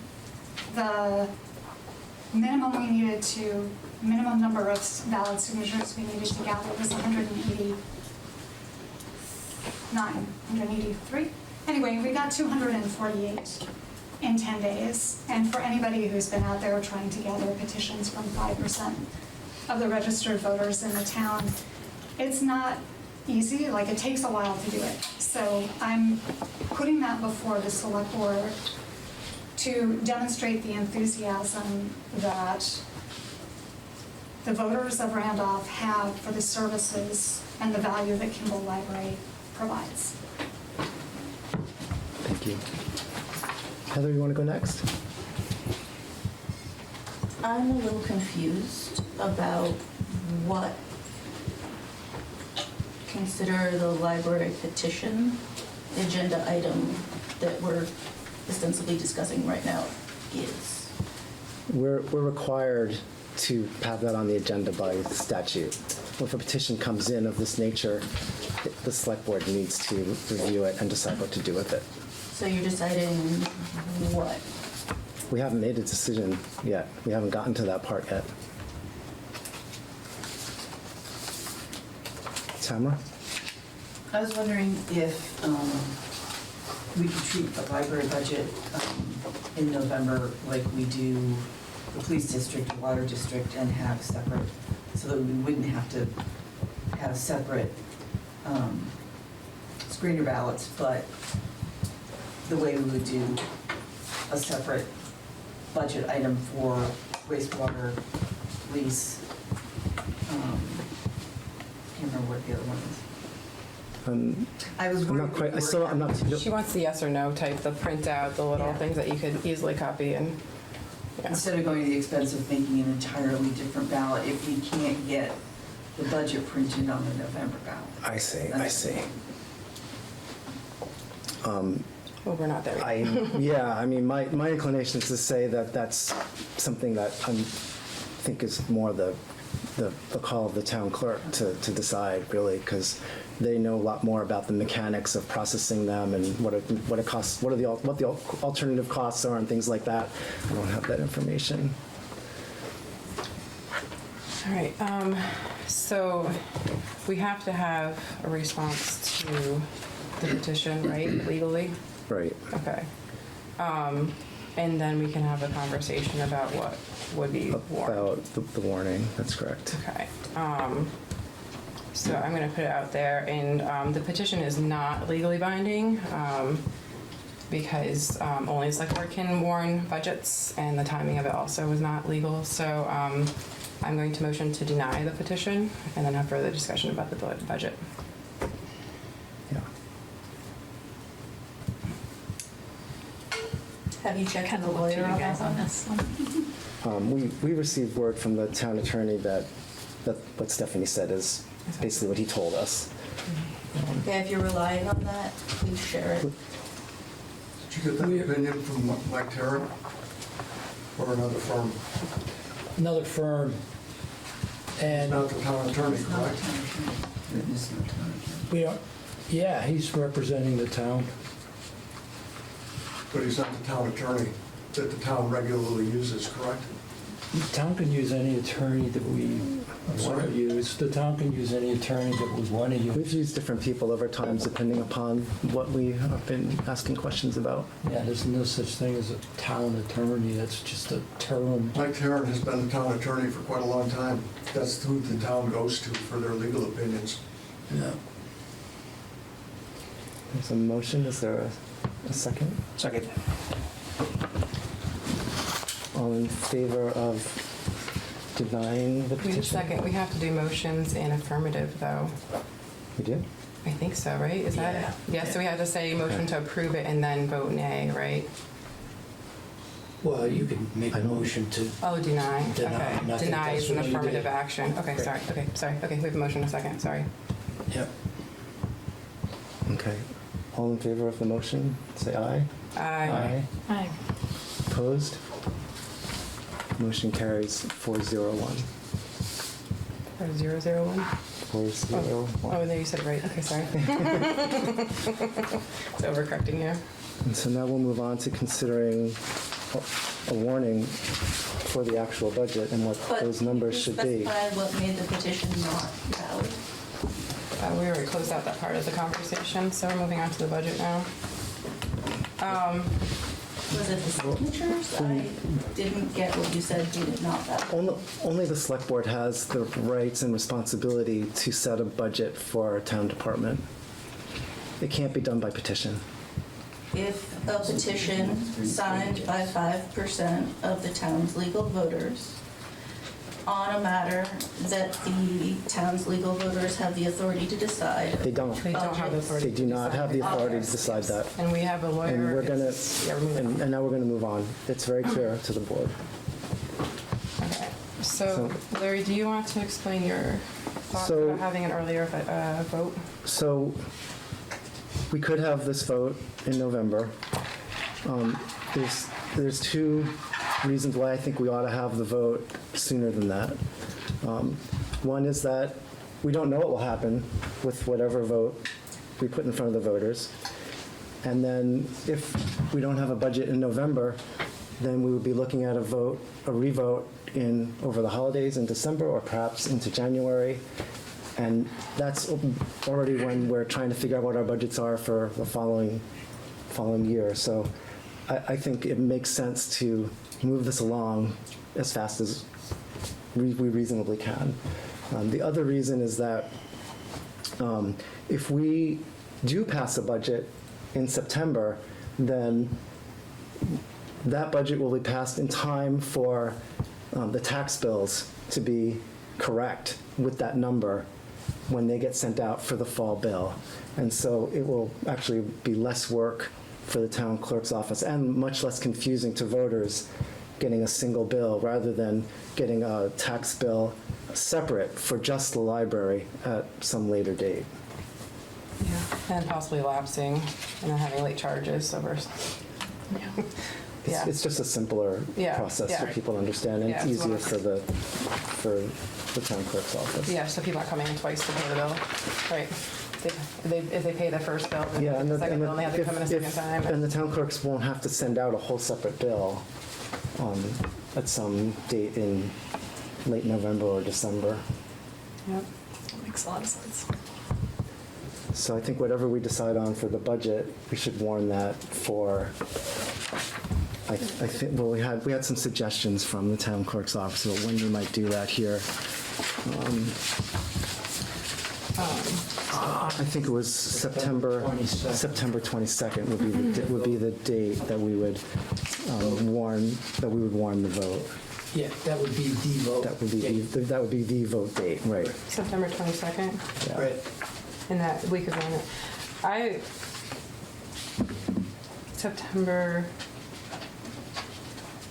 I would say timing wise, I always open up my calculators on my calendar. If we did September 15th, if it were to fail, we would have time to warn on the 20th. Well, never mind. The 24th Yeah. is the start. So then we have 1, 2, 3, 4, 5, 6, 7, 8, 9, 10. We'd have until October 4th to warn for November 3rd. Okay, never mind. My point is the 24th is the earliest we could warn for November 3rd. The latest is if we had to do another vote and we wanted to land it on November 3rd. And I was thinking if it failed on the 22nd, it'd be hard to warn by the 24th. But we have 10 more days after that, so forget I just said anything. Fair. Yeah, No, okay. I understand. Give me a moment to catch up with. We what have you're two saying. timelines, so it was a little confusing for a second. Okay. But now we have both of them. But the 22nd would give them an extra week to get everything prepared. Okay. Yeah. Okay. We're good? Yeah. Okay. And so then, Matt, Is it the board's understanding that if this next vote were to fail, that you have to warn it again? Why not put the onus on the library with their $850,000 endowment to fund the library themselves for the rest of the fiscal year? I mean, my inclination would be to warn another vote, personally. I'm sorry, Larry, could you repeat? Oh, I said my inclination would be to warn another vote, that we need a library budget, and we're going to keep doing this until we get one. I'm hoping that, I'm hoping. One member of the public, I would say enough is enough. Yeah, I'm hoping that on September 22nd, we have a passed library budget, and we are done. I think that'll make lots of people in this room very happy. Amy? Okay. So then the next item is to figure out, well, what should that amount be? And we basically have, a few different options. We can warn the budget that the library trustees have been proposing since the beginning. We can, The ballot. I'd really appreciate it if you didn't do that. We can put in front of the voters the budget which just failed by 18 votes.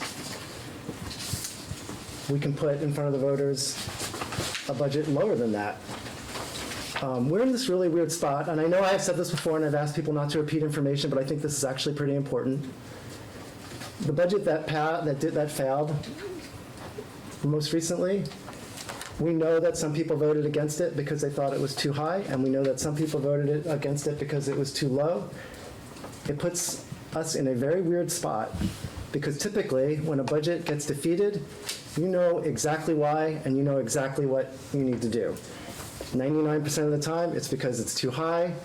You come back to the voters with a lower budget, and you keep doing that until it passes. We are, in my opinion, clearly not in that situation. And I am personally not in favor of putting a lower budget in front of the voters. I don't think it's the right thing to do. I think the budget that the select board put in front of the voters was the right thing to do. Also, I wouldn't have voted for it when we did it that time. At the same time, I still think that the library trustees budget is too big a budget for this time, for right now, for reasons that we have all discussed at length, so I won't go into them again. What I would like to propose is a sort of a middle ground, which is that the select board put in front of the voters the same budget which just failed, and at the same time warn an additional item which is the exact amount of the difference between the select board budget and the library trustees budget, with the caveat that that item only passes if the base budget passes. And we've checked with said attorney, and this is legal, we have language to this effect, and we could do it. So voters would get a two-part ballot, which would have two questions on it. And if they voted yes and yes for the first and second parts, if it was yes, yes, a majority yes, yes, majority yes, majority yes, then effectively the budget that the library trustees has been proposing would become the budget for the library. If people voted yes, no, majority yes, majority no for the second part, that would be equivalent to voting in the select board budget. Obviously, if people voted no, no, we'd have to go back out and do something else. There's good reasons that suggest that there's problems with doing it this way. But out of all our alternatives, I think it's our least bad way of trying to get a library budget in place for this fiscal year. Comments from the board? I am very much in favor of that option because I feel like it's a way to truly find out what's failing, and I could hope we could actually get an answer that we want, you know. We'll really That know. will get us a budget. We'll know exactly what Correct. the voters think. Correct, yes. Just trying to do some calculations here. Well, we have, you were trying to figure out what the numbers would be? I have them, I was just. I just want to make sure I'm understanding this correctly. Yeah, John. With the way that this is written. And Tom, thank you for putting all the work into this. I greatly appreciate it. What we're requesting the voters to vote on. The first one will be the budget that we submit, whatever we decide on tonight. And then this Article 2 would be, is that a binding vote? Like if they vote yes, the majority on that vote yes, then the new budget for the library would be what the trustees proposed? 529, 140. Is that correct? That's correct. Okay, all right. So basically, they'd be voting on that difference of the 38,117. Yep, okay. I just want to make sure it's clear. But the 491 has to pass in order for the 38 to go forward, correct? Right. Yeah. We couldn't have a no, yes. Correct. Vote. That would be permitted under the language in the vote. Okay. Yeah. And the 491 is the budget that was voted on June 30th. Correct. Right.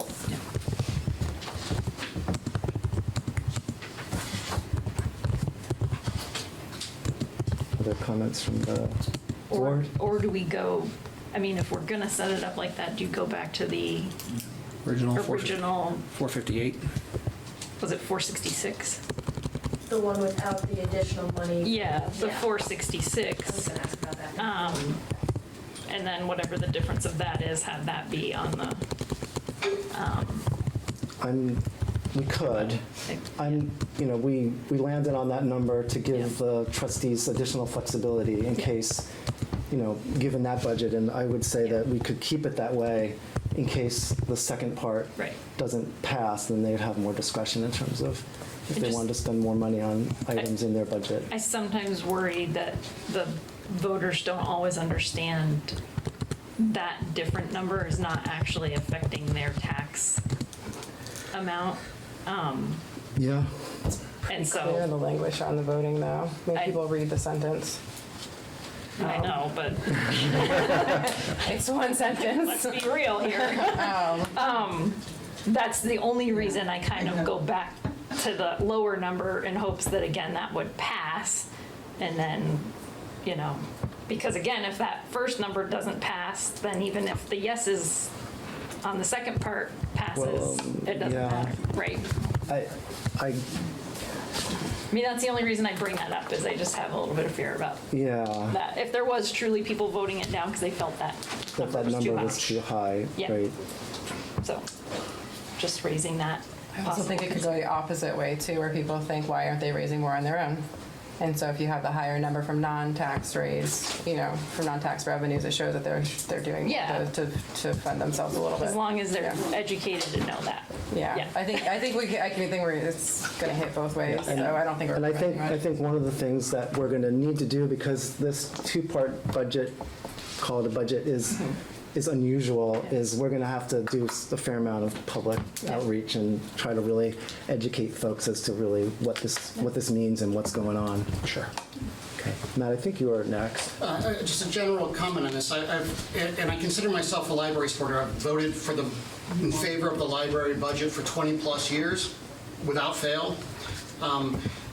And I've done that because I trusted the select board to put forth a budget that made sense for the town. I trusted the folks that I elected in your role to consider the needs of the entire town and make an informed decision.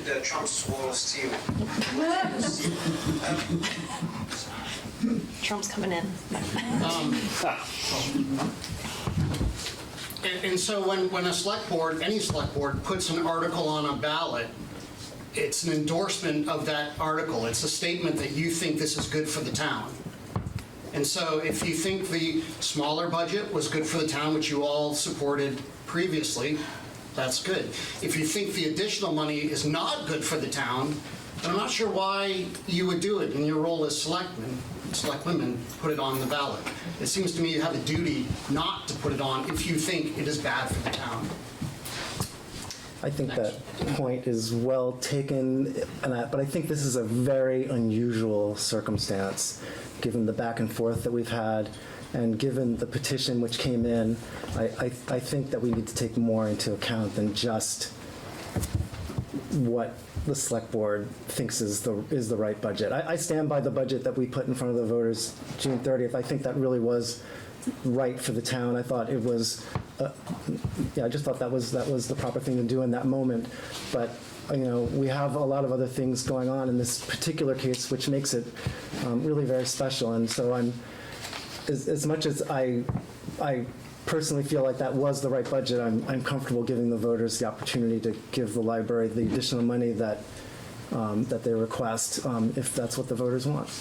And I'll speak to that because I made that suggestion in that meeting to add that additional $25,000 in, because that was actually not coming from tax revenue. So I felt comfortable with that, but it also was there for the library to use if they had it and needed it. But it also, like, if they didn't, it was okay, but it was there if they needed it, and it was in their original request. So for me, I felt like that was some compromise too on our side, trying to get closer to their number. So I was trying to have some middle ground. there. But now, since this vote has failed again, I'm kind of back to the drawing board a little bit, so. Kit? Yeah. Kit, East Randolph, Kit Langdell. Thank you for that, Larry and Bethany. So it sounds like you were saying you might be willing to do a second vote if need be, if the first budget fails in September. With that in mind, why not just have a single yes/no vote? You've tried a number of other budgets that there have been varying feelings about, and as you pointed out, that kind of obfuscates the truth of what the results of the vote mean. What you haven't tried is just giving the budget originally proposed by the library the equal chance to be voted on. I would suggest you do that first, especially if you are willing to do a follow vote if it fails. If it passes, great. There wouldn't be any confusion about that. And if it fails, then I absolutely think it would make sense to have another vote at that point. Thank you for your comment. Was Gus first or Gus? Gus? And at the moment, I am not a member of the trustee board, library trustees. But in counter to those comments, I'm nervous about the library continuing to operate on last year's budget levels. And so the sooner that it can be resolved, the better. I have absolutely every belief that the voters will vote for at least the select board amount, if we want to call it that.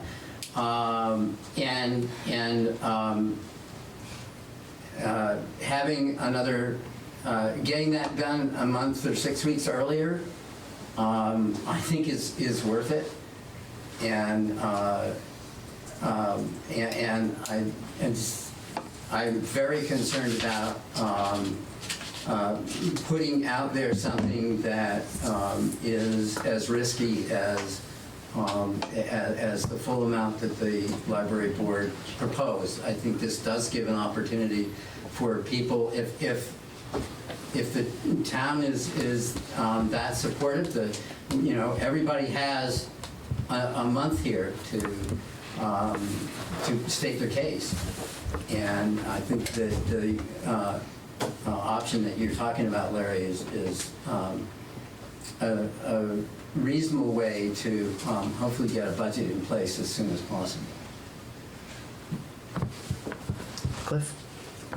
Just so that I'm clear, what you're proposing is the library's full budget proposed by the trustees, but in two parts. Correct. May I speak, please? Oh, so. May I speak? Yeah, can you state your name? This is Sally Penrod. Hi, Sally, go ahead. I think it could be confusing to the voters to put forward the two-part ballot. You got to vote for this and then vote for that. I would really like to see you put to them the full budget that the trustees have proposed, which is in essence what you're doing, but you're just making it confusing. Thank you. Thank you. Jessamine? Jessamine West, I just wanted to say I appreciate people working very hard on this compromise position. I think for my list of, I'm getting paid at the library without a budget right now, and I think while my first choice would always be that the trustees' budget go in front of the voters as it always has, I do think that's a creative and interesting solution as a compromise position, and if it just involves educating people and helping them understand information, I feel like we'll probably do a pretty good job of it, and I look forward to trying. Okay, George? Yeah, George Daniel, Randolph Center. What I would like to see is you put the vote, your money back out, whatever you had before, if nothing else, lower. And why I'm saying that is this is morphed into something that I've told you before. You need to revisit this, either privatize it, put it back under a municipality where she's accountable to the select board, not the trustees. Because what the problem is, looking at this thing, at one point in the past, I'm sure this worked great, and I get it. They ask for 10 cents, you give them 10 cents, and they can do whatever they want with it. Problem is, there's no accountability in that respect, and why I say that is I mentioned to her the personnel, I guess $200,000 or whatever for full-time, part-time, and everything else, and I said, this individual, oh, got rid of that person, we made 2 full-time people. And what I'm trying to say is now, it used to be that library was run by 1 full-time person. Most libraries around here are. But now we've got an additional 2 full-time people. Once you make these people full-time, you people can't get rid of them. So now that's part of the budget that keeps carrying on. So that's what I'm trying to say is, I am just so sick and tired of it. And when you put a vote out and it's voted down, that's exactly what it says, voted down. Ergo, so I don't know why we're trying to appease everybody, but just... Wrap up. Thank you. Let's be respectful of everyone, guys. Everyone deserves to have a say. So let's not be talking over people and everything else, please. Thank you. Other comments from people who have not had a chance to talk? I'm hoping we can be wrapping this up pretty shortly. Amy? Amy Grosnick, Library Director. I'm tired.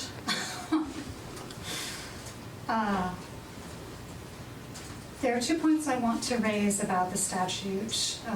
This is 17 VSA 2680 for folks who want to look at it. This deals with revotes. And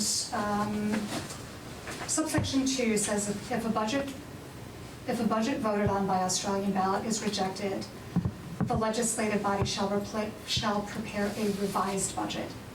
So I just want to make sure that you all are aware of that, and that by placing what is a previously voted on budget plus potentially a second article will comply with that requirement to create a revised budget.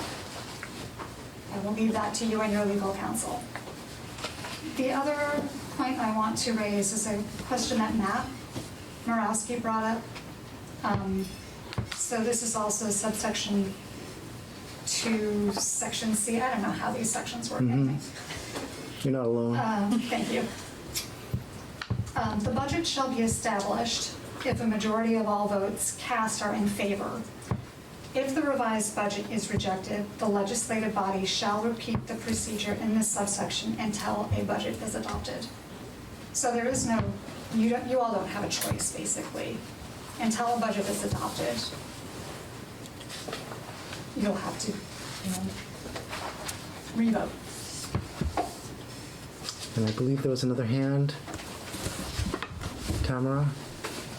Are you going to talk separately about, in the packet, there's a town manager information facts on the library budget? It's just there for reference. I'm just interested in it because they're selected facts. They're not all the facts. Tamara, can I interrupt you for a sec? I'd like to interrupt you for a sec. Is this going to help us with our decision? I would like to point out in the head librarian salary comparison that they're making in this document, which you've already said, yes, and we've already talked about here, you're going to be doing that review of department salaries. Pane glass study. And Acrisure and Rethink Local are going to be doing that. But Amy should be being paid much more than the average salary of a head librarian. She has been here for 25 years. The average salary is not applicable. We should be looking at when people are hired. I mean, she has made this point. Yeah, I believe we've been over this territory a number of times. I don't think I think, well, it's us who need to make that decision, and I think we do really understand and really do get what the issues are and what's at stake. And I think if the select board will agree with my proposal, the voters will have the chance to do exactly what you want. I'd also just like to make the point that the trustees are elected officials as well. Indeed they are. They're not just volunteers. It's 7:30. Okay. And they're all here. Matt, something quick? Yes, I commented on the procedure. I thought we were going to talk more about the specifics of the budget, so I want to just quickly say something about the budget, the extra money, and where that would put us as a town in terms of funding. And I brought a few graphs. I'll give some copies to you. There's a chart 1 and a chart 2, and chart 2 is kind of the relevant one. It looks at, I was curious how we in Randolph, how our funding for the library compares to libraries statewide. And Department of Libraries, no surprise, does a really good job of collecting and publishing information about libraries around the state. Their last year that they published this information was 2024. There were 91 municipal libraries. I looked at all those municipal libraries. I looked at the per capita funding of libraries, and it's just good to see that we generously fund our library. You cannot look at the funding of the Kimball Public Library and think anything other than library in Randolph is a priority. We believe in our library, and we fund it. The full budget, should it pass, would put us into the 86th percentile in terms of per capita funding of libraries. That puts us into a really, really rare company. There are 5, maybe 6 towns that have more per capita funding than Randolph. Those are towns like Stowe, towns like Killington, towns like Charlotte. We don't even, in Randolph, have the median income in the state. We're $33,000 per person. We're not even at the median.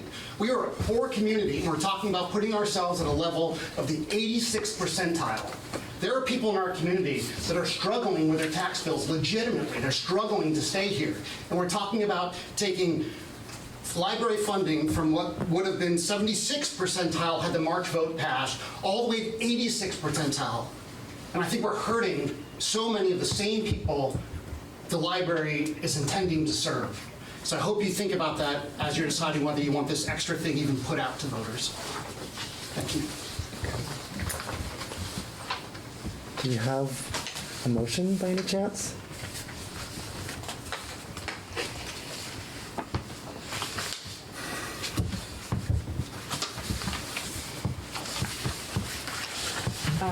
Would you like to provide some numbers, Larry, Sure. of how you would see this? Yes. So maybe So you article, yeah, that's a great question. Thank you. Why don't you read it and someone can say so moved? You're right. I will That's a good read, idea. I'll read the article, the proposed article language in front of me here. Article 1. Shall the town voters authorize the total expenditure of $491,023 for Kimball Public Library expenses, of which $401,955 shall be raised by taxes, an estimated $89,068 shall be raised from non-tax revenue. That's the budget that the select board put in front of the voters on June 30. The second article, if Article 1 is approved, shall the town voters authorize an additional expenditure of $38,117 for Kimball Public Library expenses for the fiscal year beginning July 1, 2026, and ending June 30, 2027, thereby increasing the total authorized expenditure from $491,023 to $529,140, of which $38,117 shall be raised by taxes and $0 shall be derived from non-tax revenues. That's The the, second line isn't the 440, is it the total? Like the very end here? Kind of wrong one. Like, That is so confusing. please, This is Sally Penrod. please, Sally, you should please wait to be recognized. so. You heard me. Because, Sure enough. all right, so this number would apply to this here, like that, the 3817. So it's the same number. It's the additional expenditure. It's just that this is specifying that it shall be raised by taxes. Oh, but it's not adding up the total budget then. The total budget is the 529,140. But then I thought that this number should say 44072. No, because the it's, total expenditure of 529,140, of which 440,072 would be raised by taxes for this total here, and then 8968 from non-tax revenue.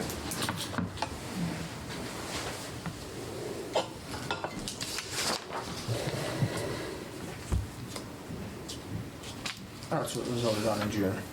What's that? Yeah. Right? because I think this is okay because this is referring to this difference. The amount which are raised by taxes from this difference, not from the total amount. Okay. Do you know what she's, do you understand what she's Yeah, saying? I think so.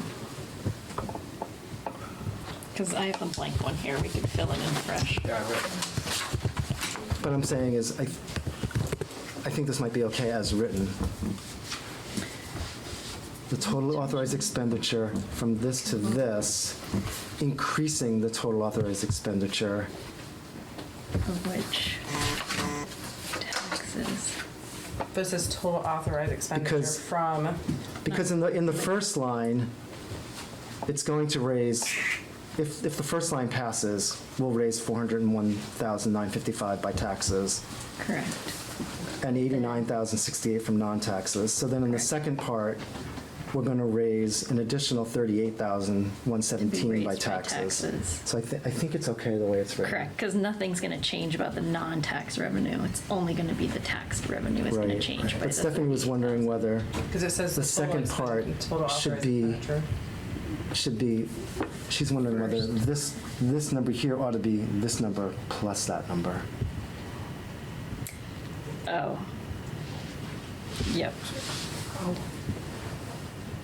Okay, let me read that again. You guys are not following you. Help us, Tom. So 38,117 is the difference between 491 and 521. or you can look at 520. Larry's draft and my draft here, right? Yeah. So what she's saying is should, This is my version. okay, there you go. So, should it read like this? Instead of 38,000 right here, because it's gonna be 439 or 440,072.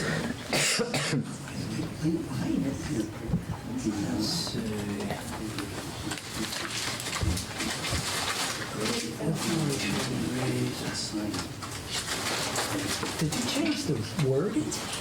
Or are you just No. changing the numbers? She's just changing the numbers. Okay. This was a blank one. I think we're okay with the way I think it is we got good. it. Yeah, I don't understand. Okay. I understand I just what's- thought the sentence was like the big number, of which from the big number 440-ish was raised by taxes and the 89-ish from non-tax revenues. I thought it completed the sentence differently. Okay. No. Okay. I think because it's saying if Article 1 is approved, is the town voters authorizing the additional? So I think, yeah, I guess I agree with Larry, yeah. Just, well, last I heard you say $0 shall be raised from non-tax revenues. In the second In the article. second portion. Yeah. So we have 89,000 in the first article Correct. that's raised by non-tax. But that has to pass first before the second article. If that passes, you still have the 89,000 that's raised from non-tax revenue, Yes. even though they have the new budget. Okay, all right. Yeah. Okay. Yeah.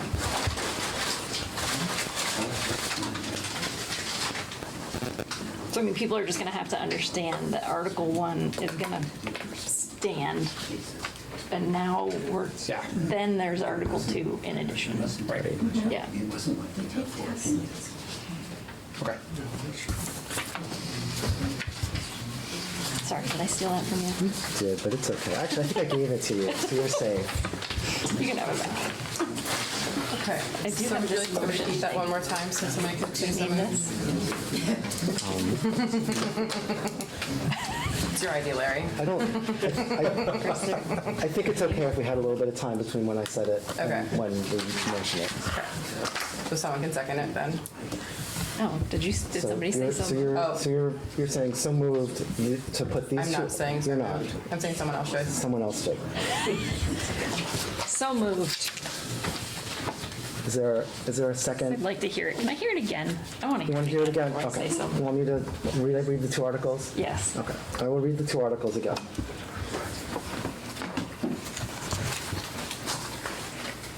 Article 1. Shall the town voters authorize the total expenditure of $491,023 for Kimball Public Library expenses, of which $401,955 shall be raised by taxes, an estimated $89,068 shall be raised from non-tax revenues. That's the budget that was put in front of the voters on June 30th. Exactly the budget, exactly the numbers. Article 2.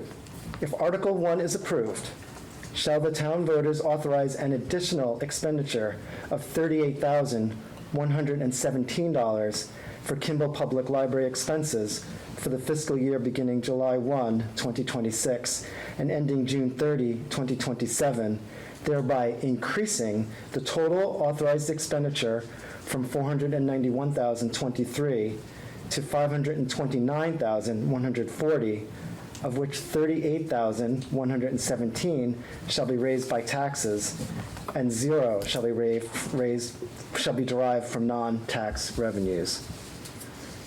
So it's adding in the additional $38,117 that would be the equivalent amount to the total amount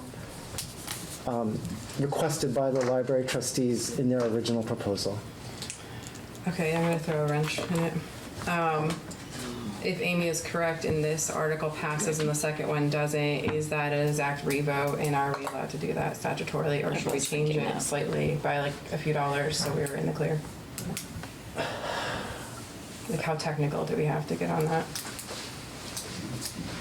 Are you suggesting a language change? Just the dollar amount change. The money value. I mean, it'll come down to how you interpret revised.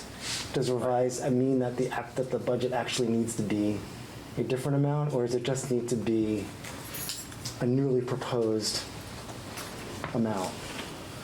I mean, we're proposing it again. Is that enough of a revision that we're doing it like on a different date? Is the interpretation of a lawyer? I mean, can we propose? I suppose we could, if we really want to. That's what I mean. You want to change one of the numbers by $1 to make it a different number, just to be safe, I suppose. Then you cover your... We can do that. So we'll make it go down $1, right, of course? Just kidding. Just kidding. It'd be easier. Now we have to do all this math So, Oh, this is easy. It's only $1. well, Really easy. we could. Yeah, we have to figure out how this changes all the numbers. 141. So you have 491,022. No, let's make it go up by $1. Up $1. Okay. 191,024. It would actually be helpful not to have, we're having the numbers in our head right now. Thank you very much. Yeah, so John, why don't you lead us through this? All right, so 491,024 would be your new proposed budget from the town, of which $401,956 will be raised by taxes. $89,068 will be from non-tax revenues. Right. All right, and then that changes the whole second article as well. Right. Right, because now we're Article 1, if approved, shall the town voters authorize an additional expenditure of $38,116? I was just gonna say this. Is that? Because you're down $1. Oh, I was thinking we could just leave that. Nope. That's gonna matter. No, you Can't, Because because then then they you have end to up, do their charts and everything. because then you're up, then you'd be at 329,141 if you left it as is, the second article. So And if you then- want to keep the number, the 529,140, then you have to adjust everything. Yeah. 529. Yeah. Okay, if we want to keep the 529 Correct. Okay, Which is sure. what their proposed Sure, budget so was. that's fine, yeah. So it'd be 38,116. 116. And then this would be 491,024 for total, or, Yep. to a total of 529,140. Okay. Of which 38,116 shall be raised by taxes. Before we go anywhere, Yeah.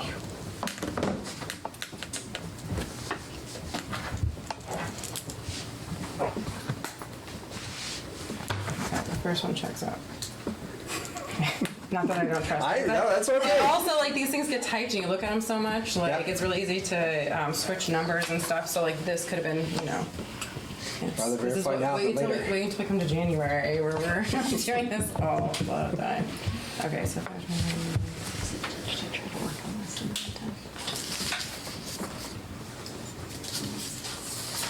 Okay, yeah. We just have to make sure that the second, after the 529140, it says 38116 shall be raised by taxes and 0 from non-tax revenue. Yep. Okay, and then, so then we have 491, 124. Yes. Okay, I think it all checks out. For the record, I will read it one more time. With the new numbers. All right. Make sure I get it right. Correct. Article 1. Shall the town voters authorize a total expenditure of $491,024 for Kimball Public Library expenses, of which $401,956,000 shall be raised by taxes, an estimated $89,068 shall be from non-tax revenues. Correct.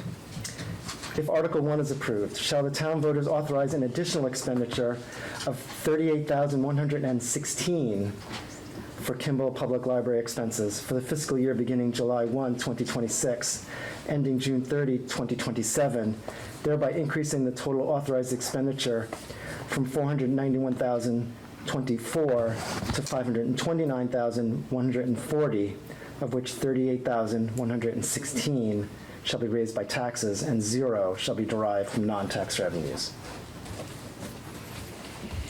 Okay. Amy. I'm curious about the inclusion of that clause that specifies that Article 2 would be intended for fiscal year 27, July 1, 2026 to June 30, 2027. Is there, if there's not an intention, like a specific purpose for it, I think it is. like it would. I think it's redundant, I think. It just seems like it would make it a lot easier for people to understand without that subordinate clause, subordinate clause, subordinate clause. Yeah, I hear, I completely understand what you're saying, and that's a really good point. Is there a reason why we would be wording Article 2, you following this, Tom? Yeah, differently than 1. Differently than Article 1, if Article 1 shows expenses, because at the top, there's a part which I did not read because I didn't think it was necessary, which just says, above Article 1, all budgets are for fiscal year July 1, 2026 through June 30, 2027. That does seem to cover it, and then this additional language in Article 2 talking about the time period, to me seems redundant, but this was prepared by an attorney. I'm a little hesitant to mess with it, because there might be a reason that I don't understand, and honestly didn't think to inquire about beforehand. I think it really just specifies the time period in which that 38,000 is to be spent. Even though it says all budgets above, this is like an addition to the 491 budget. You see what I'm saying? Yeah,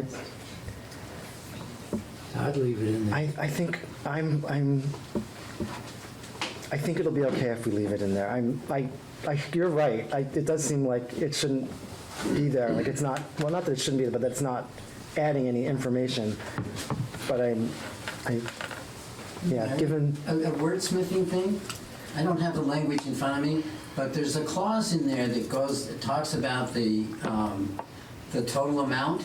And then it goes back to the 38,000 in the next clause. And those two need to be flipped so that you stay talking about the 38,000 until you're done with it.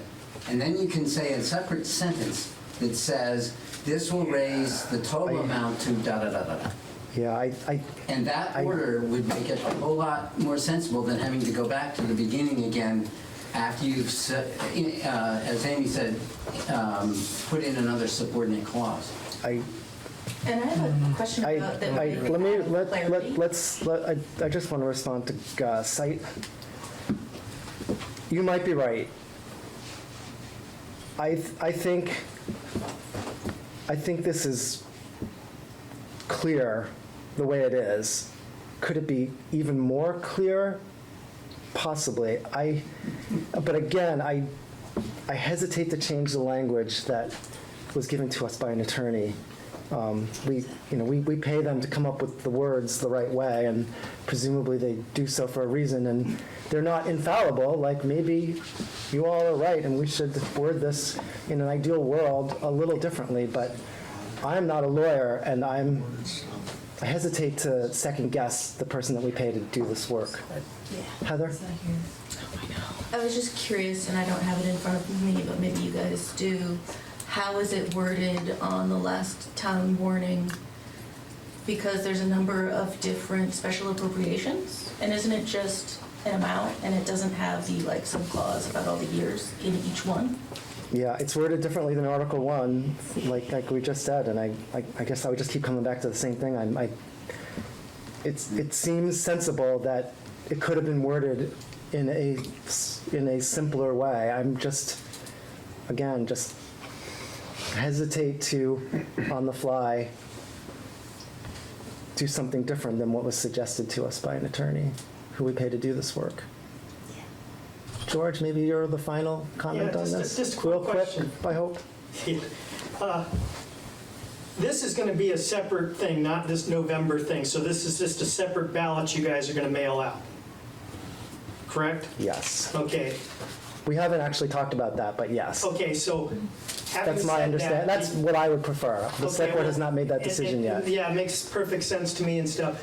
I certainly hope, though, this expense is pushed over to the library, though, because we wouldn't be here because of, other than we've been playing this game about voting this down for this thing so we could game the system and re-vote it and stuff. So I, as a taxpayer, don't think I should be partaking for the $8,000 or $9,000 it costs to send these things out. I think that should be sent over there to the trustees, and they can pull it out of their piggy bank for their little thing. No, it's not going to happen, but I'm just saying. Thank you for your comment. And Tamara, one last. Respectful language. Yeah, I would love for us to be able to move on at this point. What do you all think? Yeah. Yeah. Oh, Kit, what's up? Yeah, I would. Something quick, I hope. Huh? Something quick, I hope. It is quick. I would just wanted to remind you all that you are elected officials, and it's very clear to me, and I think others who are here, that this two-part ballot thing is meant to confuse things, and that you will be up for re-election one day, and you, Larry, currently are running for another public seat. So you would think that you would all want to do what your constituents have voted there that they would like.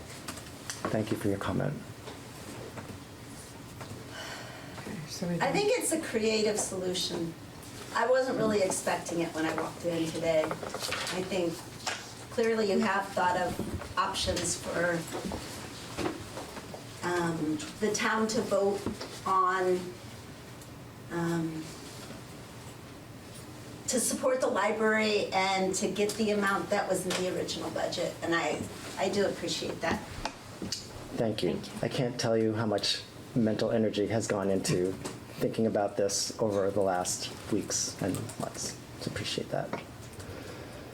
Larry, may I speak briefly, please? It's Sally Penrod. I just think it would be a good idea. Sally, sure. Please be brief. We're really trying to wrap this up. I'll be very brief. I think it would be a good idea to state that this extra money, whatever it is that you want to call it, brings it to the budget as originally proposed by the trustees. I think that would be the intent. Exactly, yes. But you don't say that, and I think you should for the voter. You can't. We can't. Oh no, we can't. We can't say it in the warning. But we're gonna make sure the public understands what's going on in other ways. Okay, a motion. Motion. You can, You I said believe you can you read it. motion, you can make a motion that's Or so so moved moved. about So moved. the articles which I just read You already moments read. ago. Yes, Okay. so moved. Is there, we have a motion, we have a motion and a second. All in favor, please say aye. Aye. All opposed, say nay. Nay. Motion carries 3-1. Wait, 3-1-0. Just 3-1. 3-1-1. 311. 3-1. He's three. Oh, gosh, I'm sorry. 3-1-1. Yes, 3-1-1. We've done too much math. It's time for me to go home and go to sleep. Well, we sell more. Yeah. More. Uh-oh. We're not done. Okay. So that motion carries. But we need to And do now we date need to- selection. Oh, yeah, and then we need to actually do the. So we the need date. to pick a date. So I filled And this then- out as much as I could, but first we need to pick a date. Oh, we don't have, oh gosh, we do, Right we here. need to put the So this is the dates one we in. have to do, but we gotta pick a date first Okay, well, for this town special I meeting. believe that date would go in here on, okay, so we've But then we approved the have to budget read number, now we need to approve The warning. the actual date, Of the vote. the date of the vote. Which So we did this part already. No, but we need to pick the date of the special town meeting, or the Yeah. vote, and then Yeah, the you can- public hearing.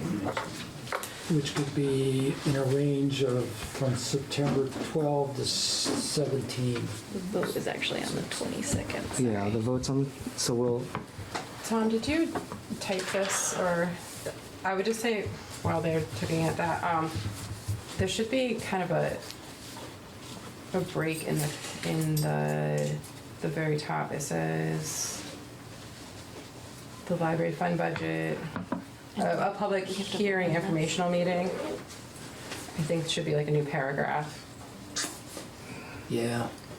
Well, when we print it. once again, this is what the Lawyers. attorney wrote. Lawyers. Yep. Okay, but if we can just kind of change a little bit before we print it and sign it and everything. What do you want to change? Just make that like a new thing so it's a little bit clearer. It's like a new paragraph. If the language is fine, I think just moving it down so You're it would say. saying a public hearing should be a new paragraph. Exactly. Starting- Yeah. Okay. For clarity, I think that works. Yeah. So we need to pick a date on either September 14th, 15th, 16th, or 17th for the informational the hearing. Well, informational first we have to decide what the date of the vote is first. Oh, Well, we September can- 22nd, right? Yeah, I think September 22nd is the date that is going to work out the best. Okay, so we should vote on that part first. Well, I think we can do it All together. together. Okay. And so I'm gonna look at my calendar for the informational So hearing. what is the statute on that, the requirement? It's not, there's a window. It's not just 10 days, it's within 10 It days says- before the vote? Yeah, I can't recall. That's where there's whatever the numbers work out here. Well, I have two timelines, sorry. I know there's two timelines that are given to us. But Oh, okay, there's one, our informational meeting is 14th, 15th, 16th, or 17th, okay. yeah. And then warn it 10 days prior, vote September 22nd.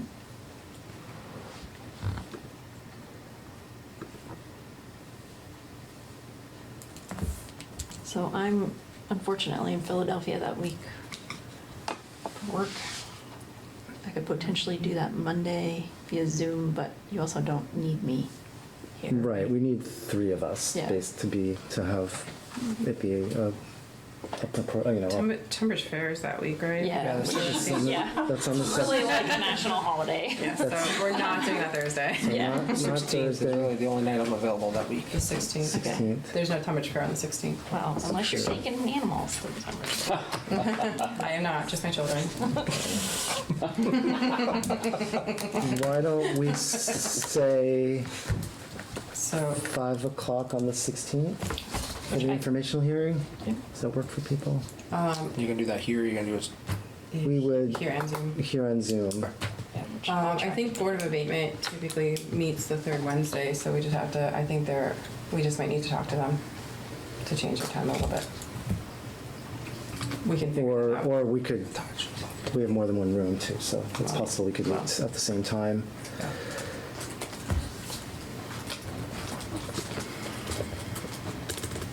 Which I might be able to make that, so.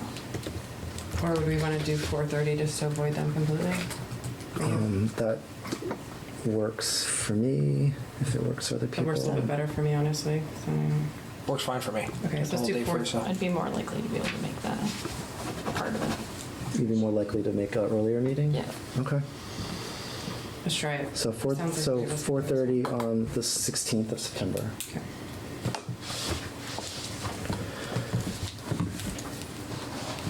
So.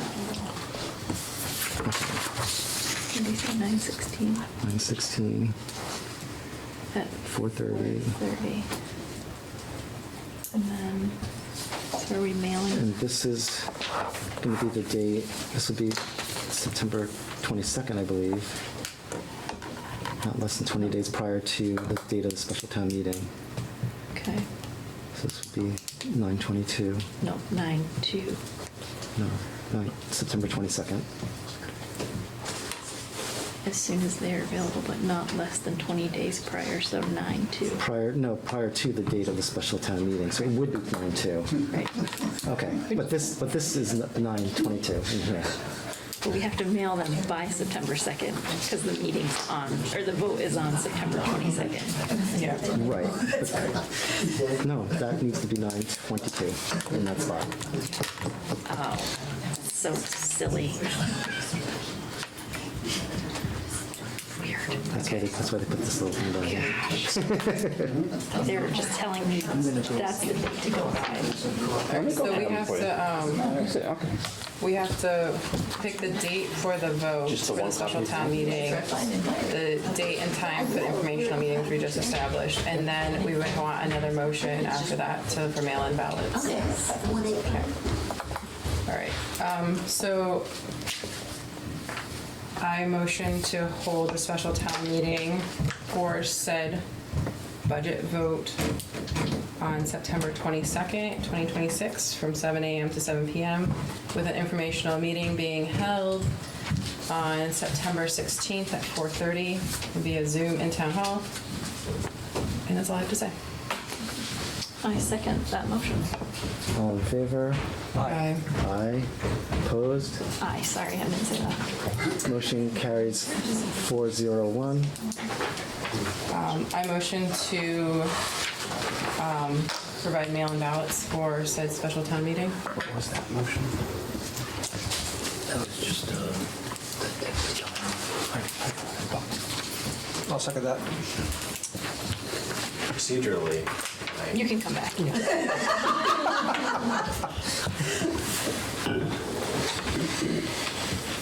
There's a motion in a second. We have a motion and a second? Okay, all in favor, please say aye. Aye. John did. We have a, Trying to mix it up there. 5-0 vote for mail-in ballots. have you voted for that one? Well, Is there a conflict in that one? I'm just curious. Yeah. I didn't know what the timing was. Yeah, he did vote for it. Okay. Yeah. He did. Motion carries 5-0.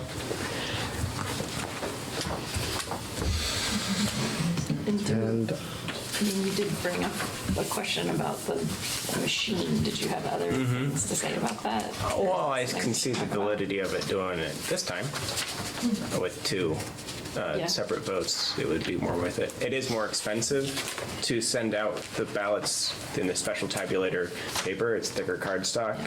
It's so that costs, like in the past we use for police, water, and wastewater, it's just half sheets of normal paper. Right. And it would have saved us a few $1,000s if we did that for the last vote. But this one, it's already complicated as it is, and it's more than just one vote. Yeah. So, All right. thank you. We on for town manager's report? Amy? I'm curious about the rationale of sending ballots out to all of the voters. To give as many people as possible the chance to vote on the budget. There is a It makes it- mechanism in place for people to request mail-in ballots, and I think about the expense and the incredible burden on the town clerk and her staff to send all of those out. I understand it's water under the bridge now, but Okay. Thank you. You want to town manager report? Yeah, moving on. Yeah, just quickly, hour's getting late and we're all tired. We did not receive any responses for real estate agencies, from real estate agencies to list the land in Bethel. But I called and I did speak to one today, and I'll continue to do that. We'll address it another time. EC Fiber has agreed to give us 2 free connections, internet connections. Town Hall and Police Department, potentially a $15,000 a year annual savings. Next summer, V-Trans will be repaving Route 12, 12A, and 66. And of course, that means Main Street, total of 2.4 miles. Part of that project, there'll be a redesign of Wallace Hill intersection on this side of Wallace Hill. To make that happen, the local landowner, Warren and Sharon Needham, provided a right-of-way of, and they essentially donated 600 square feet of their land. Yeah, I'd like to publicly thank them for being willing to do that, because that's going to make that intersection much safer. Yep. It's a real public good that they're giving us for that. That's really wonderful. They didn't have to do that. No, they didn't. Good people. And that's why Yeah. bringing it up Yeah, there. no, I'm really grateful to them. Yeah. Which intersection? Sorry. Park Street and Wallace Hill. It's like where it splits. You go to the park or go over the hill. Thank you. I think I've previously mentioned the hazard mitigation plan that we're redoing. There's going to be a public meeting August 19th here at the town hall from 6 to 7 p.m. on that one. And Two Rivers Ottaquechee Commission approached us, and they want to continue the discussion about the Branchwood property. And they would like to come to the September meeting. And I tentatively said they could do that, but you got a homework assignment on that one, in that they want to have some idea what the board wants to do with that property. So the other item is not on the written one because it happened after that, but yesterday we hired a new police officer, somebody that is certified, and I can't remember exactly how many years' experience he has, so it's going to be a big addition.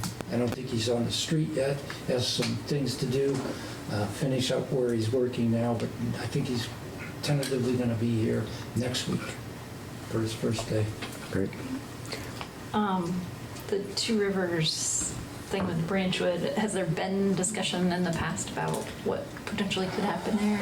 Yeah, They had community meetings. There's been discussion in the past, and there was some actual planning done for like what that site might look like. Getting to be several years now. Do you know, Mark, when that last plan was It's about created? 5 years ago, maybe 6. Something like that. But yeah, there's some nice ideas out there about what we So could we do. do have some. Yes, we can get you a copy of that if you Yeah, want. actually, Mark, if you could forward any information. Sure. Or links to it or anything, Yeah, you know. I'll send you the actual. That's our homework. Yeah. See how Mark's doing your homework? I got you. Well, I'm just glad there's Good ideas. evening, Mark. I wasn't sure. Yeah. Wasn't sure if there was ideas. That'd be great.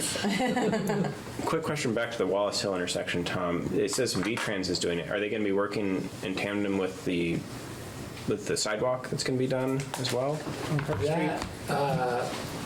That sidewalk, we did not hear back from the grant application, so that's still a theoretical thing. I see. Yeah. Right. I would imagine, I'm sure that by next year that we'll have heard whether the grant was given to the town, but I can't imagine that the work will be done by then. There's usually a neat year of design with those grants. They're very slow and tedious. But the nice thing is about that, it really reduces the length of the crosswalk dramatically. It makes it much. The V-Trans design. Yeah, the new design, and it makes it much safer for pedestrians. Do they have a timeline on that work? No, other than next year. For the intersection? Right. Not the sidewalk. Sidewalk is still even further out in the air than this one. Yeah, and that'll be a town project. Yeah. But we'll be able to make our work incorporated into theirs, likely. Yeah. My understanding is that when V-Trans plans this stuff out, they're doing it with input from the town so that they're going to know that we have a possible sidewalk going in, and whatever they do will be amenable to adding a sidewalk in that location. Yeah. That was part of the reason for the redesign. Sidewalk. Heather? I had a question about what was the published estimated salary range for the police officer position that was just filled? And then secondly, is there a ballpark or exact number of what was the final amount that was offered? Yeah, I don't have those numbers off the top of my head,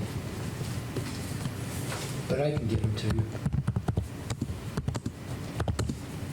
All right, so I will motion that executive session is necessary and prudent for what reasons? It's right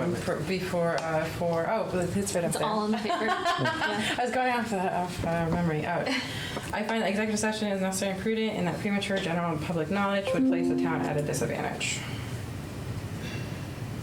There's a lot of items on there. That was just it. Well, you have to find that you need to go into, and then you need to explain why. So then that needs to be seconded. Yes. Okay, so I second that. Great. All in favor? Aye. Aye.